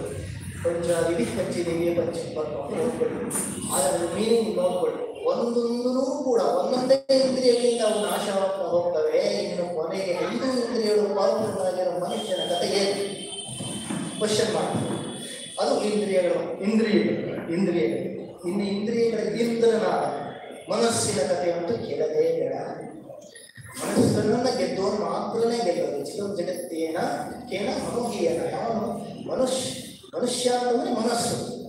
ಮನೆಯೇ ಮನುಷ್ಯನ ಕಾರಣವಂತ ಮೋಕ್ಷಯೋ ಮನಸ್ಸೇ ಇಂದ್ರಿಯಗಳ ಮೂಲಕ ನಾವು ಕುದುರೆಗಳ ಮೂಲಕ ಹೋಗ್ತಾ ಇರ್ತೇವೆ. ಕಠೋಪನಿಷತ್ತಿನಲ್ಲಿದೆ, ಅದನ್ನು ಓದ್ಕೊಳ್ಳಿ. ಹೀಗೆ ಆ ರೀತಿಯಾದ ಮನಸ್ಸನ್ನು ಹತೋಟಿಗೆ ತರಬೇಕು. ಆ ಧ್ಯಾನ ಯೋಗದಲ್ಲಿ ಎಲ್ಲವೂ ಎಕ್ಸ್ಪ್ಲೈನ್ ಮಾಡ್ತಾ ಹೋಗ್ತಾನೆ ಭಗವಂತ. ಆಮೇಲೆ ಮನಸ್ಸು ಇಷ್ಟು ಪವರ್ಫುಲ್ಲು, ಇದನ್ನು ಹೇಗೆ ಕಂಟ್ರೋಲ್ ಮಾಡೋದು ಅಂತ ಅರ್ಜುನ ನಮಗೋಸ್ಕರ ಶ್ರೀಕೃಷ್ಣನನ್ನು ಪ್ರಶ್ನಿಸ್ತಾನೆ. ಚಂಚಲಮಿ ಮನಕೃಷ್ಣ ಪ್ರಮಾತಿ ಭಗವದ್ಗೃಹಂ ತಸ್ಯಾಹಂ ನಿಗ್ರಹಂ ಮನ್ಯೆ ವಾಯುರೋದಿವ ಸುದುಷ್ಕರಂ. ಹೌದಪ್ಪ, ಇಷ್ಟೊಂದು ಚಂಚಲ, ಕೈಯಲ್ಲಿ ಗಾಳಿಯನ್ನು ಹಿಡಿಲಿಕ್ಕೆ ಆಗತ್ತಾ? ಆಗೋದೇ ಇರಲ್ಲ. ಹಾಗೆ ಮನಸ್ಸನ್ನು ಹಿಡಿಲಿಕ್ಕೆ ಆಗತ್ತಾ? ಗಾಳಿ ಹಿಡಿದ್ರೆ ಗಾಳಿ ತಪ್ಪಿಸ್ಕೊಂಡು ಹೋಯ್ತು. ಹಾಗಾಗಿ ಮನಸ್ಸನ್ನು ಹಿಡಿಯದೇನು ಆಗುದೇ ಇಲ್ಲದು ಅಂತ ಅರ್ಜುನ ಹೇಳೋದು. ಆಗ ಕೃಷ್ಣ ಉತ್ತರವನ್ನು ನೀಡ್ತಾನೆ. ಅಸಂಶಯಂ ಮಹಾಬಾಹೋ ಮನೋ ದುರ್ನಿಗ್ರಹಂ ಛಲಂ ಅಭ್ಯಾಸೇನ ಕೌಂತೆಯ ವೈರಾಗ್ಯೇನ ಪ್ರಕ್ರಿಯತೆ. ನೋ ಡೌಟ್, ನೀವು ಹೇಳ್ತಾ ಇರೋದು ಕರೆಕ್ಟ್, 100%, ಡೌಟೇ ಇಲ್ಲಪ್ಪ. ಆದರೆ ಒಂದು ಉಪಾಯ ಇದೆ. ಏನಪ್ಪ ಉಪಾಯ? ಅಭ್ಯಾಸೇ ಮತ್ತು ಕೌಂತೆಯ ಅಂದರೆ ಕುಂತಿ ಮಗನೇ ಅರ್ಜುನನೇ. ಅಭ್ಯಾಸದಿಂದ, ಅಭ್ಯಾಸ ಅಂದರೆ ಅಭ್ಯಾಸ ಮತ್ತು ವೈರಾಗ್ಯದಿಂದ ಆಗುತ್ತೆ ಅಂತ ಹೇಳ್ತಾರೆ. ಅಭ್ಯಾಸ ಅಂದ್ರೆ ಆಧ್ಯಾತ್ಮಿಕ ಅಭ್ಯಾಸ. ಗುರು ಹಿರಿಯರು ಹೇಳಿದ್ದು, ಆಚಾರ್ಯರು ಹೇಳಿದ್ದು, ಓದ್ಕೊಂಡಿದ್ದು, ನಾನು ಇಂತಿಂತ ಮಾಡ್ತೀನಿ ಅಂತ ಅಂದುಕೊಂಡಿರೋದು ಎಲ್ಲವೂ ಕೂಡ ಅಭ್ಯಾಸದಲ್ಲಿ ಸೇರ್ಕೊಳ್ಳುತ್ತೆ. ವೈರಾಗ್ಯ ಅಂದ್ರೆ ಈ ಇಂದ್ರಿಯಗಳು ಎಳಿತಾವಲ್ಲ, ಇಂದ್ರಿಯಗಳು ಎಳ್ಕೊಂಡು ಹೋಗ್ಲಿಕ್ಕೆ ಟ್ರೈ ಮಾಡ್ತಾವ, ಎಳ್ಕೊಂಡು ಹೋದ್ರೆ ಅಂತ ಕಳಿಸೋದು, ಅದು ವೈರಾಗ್ಯ. ಎಲ್ಲೆಲ್ಲಿ ನಮ್ಮನ್ನ ಅದು ಬೆಳೆಯಲಿಕ್ಕೆ ಟ್ರೈ ಮಾಡುತ್ತೋ ಅಲ್ಲಲ್ಲಿ ಹೊಡೆದ್ರೆ ಅದಕ್ಕೆ ಪ್ರತ್ಯಾಹಾರ ಅಂತ ಹೇಳ್ತಾರೆ. ಯಾವಾಗ ನಾವು ಈ ಪ್ರತ್ಯಾಹಾರವನ್ನ ಪ್ರಾಕ್ಟೀಸ್ ಮಾಡಲಿಕ್ಕೆ ಶುರು ಮಾಡ್ತೀವೋ ಅವಾಗೊಂದು ಶಾಂತಿ ಬರಲಿಕ್ಕೆ ಶುರುವಾಗುತ್ತೆ. ಪುರುಷೋತ್ತಮ ಹೇಳೋದು ಶಮಶಾಂತಿ ಅಂತ ಬರುತ್ತೆ. ಇಂದ್ರಿಯಗಳನ್ನು ಎಳೆದು ಮೇಲೆ ಒಂದು ರೀತಿಯಾದ ಶಾಂತಿ, ಆ ಒಂದು ಶಾಂತಿ ಎಕ್ಸ್ಪೀರಿಯನ್ಸ್ ಇದೆಯಲ್ಲ, ಶಮ್ ಅಂದ್ರೆ ಏನು ಗೊತ್ತಾ? ಎಳೆಯ ಗೊತ್ತಾ? ಶಾಂತಿ ಯಾವಾಗ ಬರುತ್ತೆ ಅಂತ ನಮ್ಮ ಶಾಸ್ತ್ರಗಳು ಹೇಳೋದು, ನಮ್ಮ ಇಂದ್ರಿಯಗಳು ಹೇಳಿದ್ವಿ, ಎಳೆದಾಗ ಒಳಗೆ ಹೋಗ್ಬಾರೋ ಒಳಗೆ ಬಾರೋ ಅಂತ ಹಿಡ್ಕೊಂಡು ಎಳೆದಾಗ ಶಾಂತಿ ಸಿಗುತ್ತೆ. ಬ್ರಾಹ್ಮಿ ಸ್ಥಿತಿ ಅಂತ ಅಂತ ಹೇಳ್ತಾರಲ್ಲ, ಆ ಬ್ರಾಹ್ಮಿ ಸ್ಥಿತಿ ಸ್ಲೈಟ್ ಫೀಲಿಂಗ್ ಯಾವಾಗ ಆಗುತ್ತೆ ಅಂದರೆ, ಒಂದೊಂದು ಎಕ್ಸ್ಪೆರಿಮೆಂಟ್ ಮಾಡಿ ನೀವು ಇಂದ್ರಿಯಗಳು ಎಲ್ಲೆಲ್ಲಿ ಬಹಳ ವೀಕ್ ಆಗಿ ಅದರ ಮೇಲೆ ನೀವೇನಾದರೂ ಸವಾರಿ ಮಾಡಿದ್ರೆ ಆಗ ಒಂದು victory, the joy of victory in every steps of control is the shanti. And if you multiply that it is the Brahma ananda. ಅಷ್ಟೇ ಸಿಂಪಲ್ ಫಾರ್ಮುಲಾ.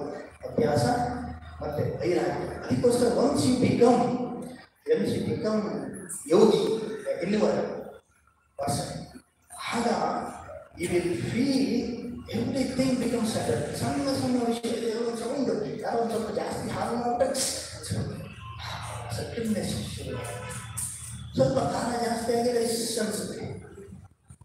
ಆಮೇಲೆ ಏನಾದರೂ ನಾವೇನೋ ಪ್ರಾಪಂಚಿಕರಾಗಿದ್ದರೆ ಆ ಖಾರವನ್ನು ಅಡಕೆ ಹೊರಗಡೆ ಹುಣಸೆಹಣ್ಣು ಬೆಲ್ಲ ಹಾಕಿ ಸಪ್ರೆಸ್ ಮಾಡಿರ್ತೀವಿ. ಬಿಸಿಬೇಳೆ ಗೊತ್ತಾಗುತ್ತೆ, ಹೊಟ್ಟೆ ಹೋದ್ರೆ ಗೊತ್ತಾಗುತ್ತೆ ಎಷ್ಟು ಖಾರ ಇರ್ತದೆ ಒಳಗೆ. ಆ ರೀತಿಯಾದ ಜೀವನ ಅವನು ಯೋಗಿ ಆದವನು ಅದನ್ನು ಗಣಪ ಇದು ಮನಸ್ಸು ತುಂಬ ಡಿಸ್ಟರ್ಬ್ ಮಾಡುತ್ತೆ, ಗಣಪ ಅಂತ ಬಿಟ್ಬಿಡ್ತಾನೆ. ಅದಕ್ಕೋಸ್ಕರ ಯೋಗದಲ್ಲಿ ಪರಿಣಾಮ ತಾಪ ಸಂಸ್ಕಾರ ಗುಣವೃತ್ತಿಗಳು ರಾಜ್ಯ ದುಃಖಮೇವ ಸರ್ವಂ ವಿವೇಕಿನ ಅಂತ ಹೇಳ್ತಾರೆ. ಯೋಗಿ ಅನಲೈಸ್ ಮಾಡ್ತಾನೆ. ನಾನು ಫಸ್ಟ್ ನಾನು ಪರಿಣಾಮ ತಾಪ ದುಃಖತನೆಯ ಭಯ ಅಂತ ನೋಡ್ತಾನಂತೆ, ಬೆಟ್ಟದ ಮೇಲೆ ಕೂತ್ಕೊಂಡು ನೋಡ್ತಾನಂತೆ, ಏನು ಈ ಹಳ್ಳಿ ಜನ ಓಡಾಡ್ತಾ ಇದ್ದಾರೆ ನೋಡ್ತಾನೆ, ಏನೇನು ಮಾಡ್ತಾ ಇದ್ದಾರೆ ಎಲ್ಲ ದುಃಖ ಪಡ್ತಾ ಇದ್ದಾರಲ್ಲ ಅಂತ ಯೋಗಿ ಬೆಟ್ಟದ ಮೇಲೆ ಗುಹೆಯಲ್ಲಿ ಕೂತ್ಕೊಂಡು ಧ್ಯಾನ ಮಾಡ್ತಿರ್ತಾನೆ. ಅವ್ನು ನೋಡ್ಬಿಟ್ಟು ಅಷ್ಟೇ ಬರ್ತಾ ಇದ್ದಾರೆ. ಅವ್ರಿಗೋಸ್ಕರ ಒಂದು ಕನಿಕರ ಬರುತ್ತೆ. ಯಾಕೆ ನೀವು ನಿಗ್ರಹಿಸಿ ಆನಂದ ಪಡಿತಾ ಇದ್ದಾನೆ, ಅವರೆಲ್ಲ ನಿಗ್ರಹಿಸದೆ ದುಃಖ ಪಡ್ತಾ ಇದ್ದಾರೆ. ಆ ದುಃಖವನ್ನು ನೋಡಿ ನನಗೆ ಕರುಣೆ ಬರ್ತದೆ. ಯಾಕಾದ್ರೂ ಇವರು ಇಷ್ಟೆಲ್ಲ ಮಾಡ್ತಾರೋ, ಸ್ವಲ್ಪ ನನ್ನ ಜೊತೆಗೆ ಬಂದು ಸ್ವಲ್ಪ ಕೂತ್ಕೋಬೋದಲ್ಲ, ಅದನ್ನು ಕರುಣೆಯಾಗಿ ಬರುತ್ತೆ. ಅಂಥವ್ರು ಎಲ್ಲವನ್ನೂ ದುಃಖವನ್ನಾಗಿ ನೋಡ್ತಾರಂತೆ. ಒಂದನ್ನಲ್ಲ, ಎಲ್ಲವನ್ನು, ಸುಖವನ್ನು ಕೂಡ ದುಃಖವನ್ನಾಗಿ ಯೋಗಿಗಳು ನೋಡ್ತಾರೆ. ಅದನ್ನ ಹೇಳ್ತಾರೆ. ಅದಕ್ಕೆ ವ್ಯಾಸರ ಕಾಮೆಂಟ್ರಿ ಇದೆ, ವ್ಯಾಸರ ಭಾಷೆ ಯೋಗಕ್ಕೆ. ಆ ಭಾಷ್ಯದಲ್ಲಿ ಹೇಳ್ತಾರೆ, ಯೋಗಿಯ ಮನಸ್ಸು ಕಣ್ಣಿನ ಗುಡ್ಡೆಗೆ ಬೇಡು ಸ್ಪೈಡರ್, ಆ ಸ್ಪೈಡರ್ ಬಂದು ಹೊಡೆದರೂ ಕೂಡ ಕಣ್ಣಿಗೆ ನೀರು ಬರುತ್ತೆ. ಅದೇ ನಮ್ಮ ಕೈಕಾಲ ಮೇಲೆ ಟಚ್ ಆದರೆ ನಮಗೆ ಗೊತ್ತೇ ಆಗಲ್ಲ. ಆದರೆ ಕಣ್ಣಿಗೆ ಏನಾದರೂ ಜೇಡ್ರ ಬಲೆ ಹೊಡೆದ್ರೆ ಕೂಡ ಆ ಒಂದು ಏಟು ಫೀಲಿಂಗ್ ಕಣ್ಣು ನೀರು ಬಂದು ಆ ರೀತಿಯಾಗಿರುತ್ತೆ. ಮನಸ್ಸು ಸೂಕ್ಷ್ಮವಾಗುತ್ತೆ. ಯಾವಾಗ ನಮ್ಮ ಮನಸ್ಸು ಸೆಟ್ಲ್ ಆಗುತ್ತೋ, ಆ ಸೆಟಲ್ ಆದಾಗ ನಮಗೆ ಆ ಮಂತ್ರ ಶಕ್ತಿಯನ್ನು ಹಿಡಿಯಲಿಕ್ಕೆ ಸಾಧ್ಯ. ಅದನ್ನು ನಾನು ಅದನ್ನು ಹೇಳಿ ಇನ್ನೆರಡು ನಿಮಿಷದಲ್ಲಿ ಮುಗಿಸ್ತೀನಿ. ಈ ರೀತಿಯಾದ ಒಂದು ಸ್ಥಿತಿಯಲ್ಲಿ ಹೋದಾಗ ನಾವು ಯಾವುದಾದ್ರೂ ಒಂದು ಪಾಠಿಗೆ ಒಳಗಾಗಬೇಕು. ಯಾವುದಾದ್ರೂ ಒಂದು ಪಾಠಿಗೆ ಒಳಗಾಗಿ ಒಂದು ಸಾಧನೆಯಲ್ಲಿ ಮುಂದುವರಿಯಲಿಕ್ಕೆ ಉತ್ಕ್ರಮರಾಗಬೇಕು, ಉತ್ಕಂಠರಾಗಬೇಕು, ವ್ಯಾಕುಲತೆಯನ್ನು ಬೆಳೆಸ್ಕೋಬೇಕು. ಭಗವಂತನೇ ಬೇಕು, ಭಗವಂತನೇ ಸಾಕು ಅಂತ ಆ ಒಂದು ಸ್ಥಿತಿಗೆ ಹೋದಾಗ ಉಪಾಸನೆಗಳನ್ನು ನಾವು ಮಾಡ್ತಾ ಹೋಗ್ತೇವೆ. ಮಂತ್ರ ದೀಕ್ಷೆ ಪಡೆದು ಎಷ್ಟೋ ಜನ ಇರ್ಬೋದು. ಮಂತ್ರ ಅನ್ನೋದು ಒಂದು powerful means to realise God. ಆ ಉಪಾಸನೆ ಮಾಡಬೇಕು ಅಂತ ವೇದಗಳು ಕೂಡ ಉದ್ದೇಶಿಸುತ್ತೆ. ಚಾಂದೋಗ್ಯ ಉಪನಿಷತ್ತಿನಲ್ಲಿ ಅನೇಕ ಉಪಾಸನೆಗಳನ್ನು ಹೇಳಿದ್ದಾರೆ. ಕಣ್ಣಿನಲ್ಲಿ ಧ್ಯಾನ ಮಾಡೋದು ಹೇಗೆ, ಸೂರ್ಯನಲ್ಲಿ ಧ್ಯಾನ ಮಾಡೋದು ಹೇಗೆ, ಪ್ರಾಣದಲ್ಲಿ ಧ್ಯಾನ ಮಾಡೋದು ಹೇಗೆ, ಸೂರ್ಯನ ರಶ್ಮಿನಲ್ಲಿ ಪಾಠ ಮಾಡೋದು ಹೇಗೆ, ಶಾಂತಿಯ ವಿದ್ಯೆ, ಮುಖೋತ್ಸವ ವಿದ್ಯೆ, ಒಂದಾಯಕ ನೂರಾರು ಆಪ್ಷನ್ಸ್ ಮೆಡಿಟೇಷನ್ ಸ್ಪಿರಿಚುವಲ್ ಲೈಫ್ ಅಂತ ಹೇಳಿದ್ರಲ್ಲ, ಆ ಥರ ನೂರಾರು ಆಪ್ಷನ್ಸ್ ಬೇಕಾದಷ್ಟು ರೀತಿಯಾದ ಉಪಾಸನೆಗಳನ್ನು ಕರ್ಮಾಂಗವಾಗಿ ಯಜ್ಞ ಆದ್ಮೇಲೆ ಮಾಡಲಿಕ್ಕೆ ಅವುಗಳನ್ನೆಲ್ಲ ಮಾಡ್ತಾ ಹೋಗ್ತಾರೆ.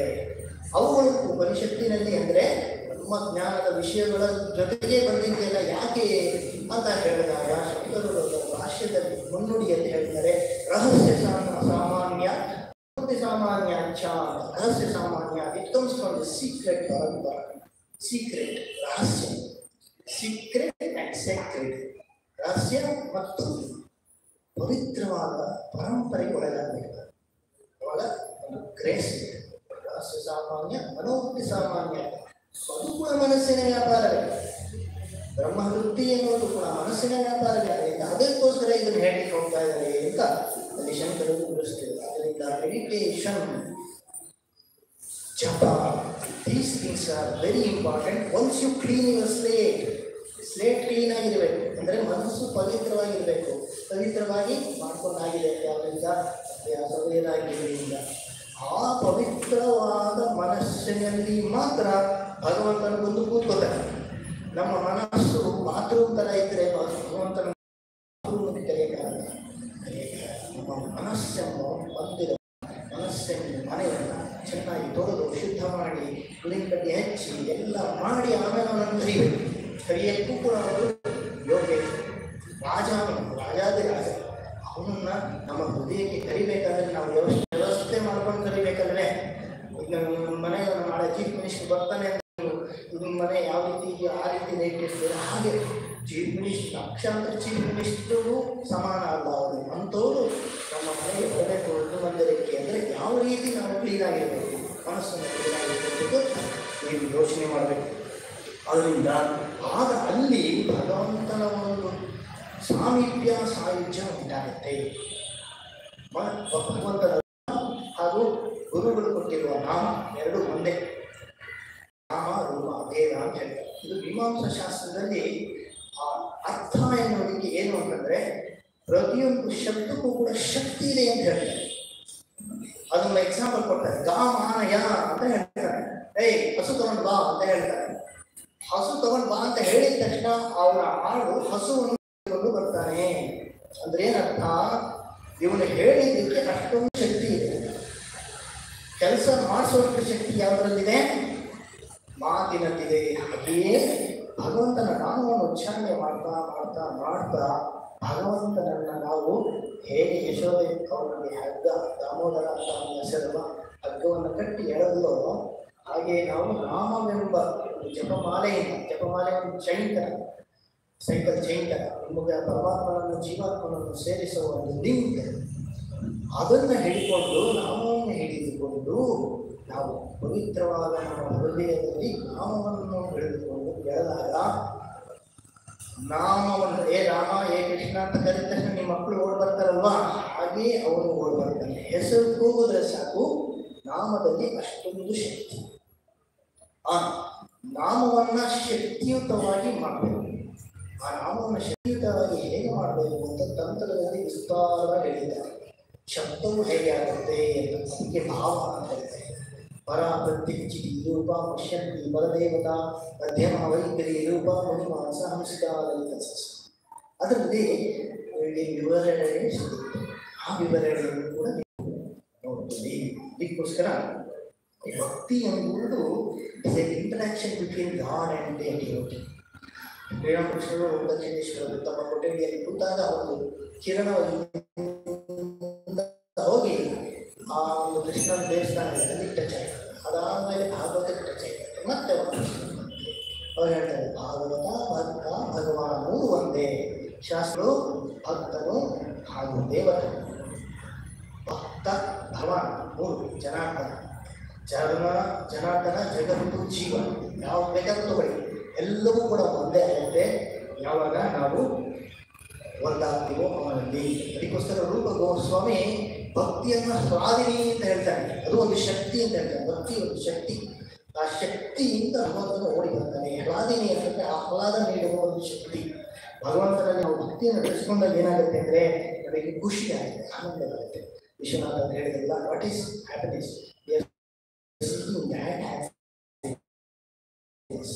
Not this temporary happiness which are related to objects, ವಸ್ತುಗಳು. ಈ ಮೈಕಿಂದ ನಾನೇನಾದರೂ ಹ್ಯಾಪಿನೆಸ್ ಡಿರೈವ್ ಮಾಡಬೇಕು ಅಂತ ನನ್ನ ಜೀವನದಲ್ಲಿ ನಿಶ್ಚಯ ಮಾಡಿದ್ರೆ ಈ ಮೈಕ್ ಟೆಂಪರರಿ, ಆದ್ದರಿಂದ ನನ್ನ ಆನಂದವು ಟೆಂಪರರಿ. ಭಗವಂತನಿಂದ ನಾನು ಹ್ಯಾಪಿನೆಸ್ ಡಿರೈವ್ ಮಾಡ್ತೀವಿ ಅಂತ ನಿಶ್ಚಯ ಮಾಡಿದ್ರೆ ಭಗವಂತ ಪರ್ಮನೆಂಟು, ದೇವರ my happiness is also permanent. ಅಷ್ಟೇ. ಇಷ್ಟನ್ನು ನಾವು ತಿಳ್ಕೊಂಡ್ರೆ ಆದಷ್ಟಾಯ್ತು. ನಿಮ್ಮ 3 ಶ್ರೀರಾಮಕೃಷ್ಣರ ಉಪದೇಶಗಳನ್ನು ಹೇಳಿ ನಾನು ಮಾತನ್ನು ಮುಗಿಸ್ತೇನೆ. ಶ್ರೀರಾಮಕೃಷ್ಣರ ವಚನದಲ್ಲಿ ಹೇಳಿ, ಭಕ್ತಿಯೇ ಸಹ ಊರ್ಜಿತ ಭಕ್ತಿ ಎಂಬುದು ಭಕ್ತಿ ಉಕ್ಕಿ ಹರಿಯುತ್ತಿದೆಯೋ ಏನೋ ಎಂಬಂತೆ ತೋರುತ್ತದೆ. ದೊಡ್ಡ ನದಿ ಉಕ್ಕಿ ಹರಿತಾ ಇದ್ದರೆ ಹೇಗೆ ಥರ ಉದ್ವೇಗ ಆಗುತ್ತೆ ಮೈಂಡ್. ಅದು ಉಂಟಾದಾಗ ಭಕ್ತ ಅಳುತ್ತಾನೆ, ನಗುತ್ತಾನೆ, ನರ್ತಿಸುತ್ತಾನೆ, ಹಾಡುತ್ತಾನೆ. ಮಾತೃಭಾವವನ್ನು ನಿರ್ಜಲ ಏಕಾದಶಿಗೆ ಬೋಧಿಸಬಹುದು. ಹೇ ಭಗವಂತ, ನೀನು ನನ್ನ ತಾಯಿ, ನಾನು ನಿನ್ನ ಮಗು. ಇದು ಆಧ್ಯಾತ್ಮಿಕ ಜೀವನದ ಕೊನೆಯ ಮಾತು. ಮಾತೃಭಾವ ಆಧ್ಯಾತ್ಮಿಕ ಶ್ರೇಷ್ಠ ಭಾವ. ಸ್ಥಿತ ಸಮಾಧಿ ಅಂತ ಒಂದಿದೆಯಂತೆ. ಅದು ಹೇಗೆ ಅಂತ ಶ್ರೀರಾಮಕೃಷ್ಣ ಹೇಳ್ತಾರೆ, ಒಮ್ಮೊಮ್ಮೆಗೆ ಭಾಷ್ಯಶೂನ್ಯನಾಗಿ ಬಿಡುವುದು ಅದು ಸ್ಥಿತ ಸಮಾಧಿ. ಕೊನೆಗೆ ಭಗವಂತನ ಭಕ್ತಿ ಅದು ರಾಗಭಕ್ತಿ ಆದಾಗ ಏನೇನು ಆಗತ್ತೆ ಅಂತ ಹೇಳ್ತಾರೆ. ಉನ್ಮನ ಸಮಾಧಿ ಇನ್ನೊಂದಿದೆಯಂತೆ. ಇದ್ದಕ್ಕಿದ್ದ ಹಾಗೆ ನಾಲ್ಕು ಕಡೆಯಿಂದಲೂ ಮನಸ್ಸನ್ನು ಎಳೆದು ತಂದು ಏಕೀಕರಿಸಿ ಭಗವಂತನಲ್ಲಿ ಐಕ್ಯ ಮಾಡುವುದು. ಕೊನೆಗೆ ಗಿರೀಶ ಕ್ವಶನ್ ಕೇಳ್ತಾನೆ. ಅವ್ರು ಮೊದಲಿನಿಂದ ಎಕ್ಸಾಮ್ ಮಾಡ್ತಾರೆ, ಏನೇ ಮಾಡಿದ್ರು ಕೂಡ ಪಾತ್ರೆಯಲ್ಲಿ ನೀವು ಬೆಳ್ಳುಳ್ಳಿ ರಸ ಇಟ್ಟರೆ ಹೋಗೋದಿಲ್ಲ, ಬೆಳ್ಳುಳ್ಳಿ ರಸ ಯಾವಾಗಲೂ ಇರುತ್ತೆ ಅಂತ. ಆಮೇಲೆ ಬೆಳ್ಳುಳ್ಳಿ ಪಾತ್ರೆ ವಾಸನೆ ಇರೋ ಪಾತ್ರೆನ ಅಗ್ನಿಯಲ್ಲಿ ಸುಟ್ಟರೆ, ಅಗ್ನಿಯಲ್ಲಿ ಹಾಕಿ ಸುಟ್ಟರೆ ಎತ್ತಿದ್ರೆ ಆ ಬೆಳ್ಳುಳ್ಳಿ ವಾಸನೆ ಹೋಗುತ್ತಂತೆ. ಶ್ರೀರಾಮಕೃಷ್ಣದ ಎಕ್ಸಾಂಪಲ್ ಚೆನ್ನಾಗಿ ಬರ್ತಾನೆ ಇರುತ್ತೆ. ಆ ಒಂದು ಕಾಂಟೆಕ್ಸ್ಟ್ ಅನ್ನ ಮನಸ್ಸನ್ನು ಇಟ್ಕೊಂಡು ಗಿರೀಶ ಕೇಳ್ತಾ ಇದ್ದಾನೆ, ಬೆಳ್ಳುಳ್ಳಿ ವಾಸನೆ ಹೋಗುತ್ತದೆಯೇ? ಶ್ರೀರಾಮಕೃಷ್ಣ, ದಾವಾನದ ಸುಡುವಾಗ ವಾಸನೆ ಎಲ್ಲಿ ಹೊರಟು ಹೋಗುತ್ತದೆ, ಆ ಗಂಧದಿಂದ ಮುಕ್ತವಾಗಿ ಬೀಳುತ್ತದೆ, ಹೊಸ ಪಾತ್ರೆಯಾಗಿ ಬರುತ್ತದೆ. ಅದರಿಂದ ಶ್ರೀರಾಮಕೃಷ್ಣರ ದಾವಾನದ ಅಗ್ನಿಗೆ ನಾವೆಲ್ಲರೂ ಪಾತ್ರರಾಗಿ ನಮ್ಮ ಪಾತ್ರೆಯು ಶುದ್ಧವಾಗಿ ಎಲ್ಲ ವಾಸನೆಗಳಿಂದ ಮುಕ್ತವಾಗಿ ಭಗವಂತನಲ್ಲಿ ಶರಣಾಗತರಾಗಿ ಅವರ ಸಾಕ್ಷಾತ್ಕಾರ ಪಡೆಯಲಾಗಲಿ ಅಂತ ಎಲ್ಲ ಮನಸ್ಸನ್ನು ದೇಶಿಕ.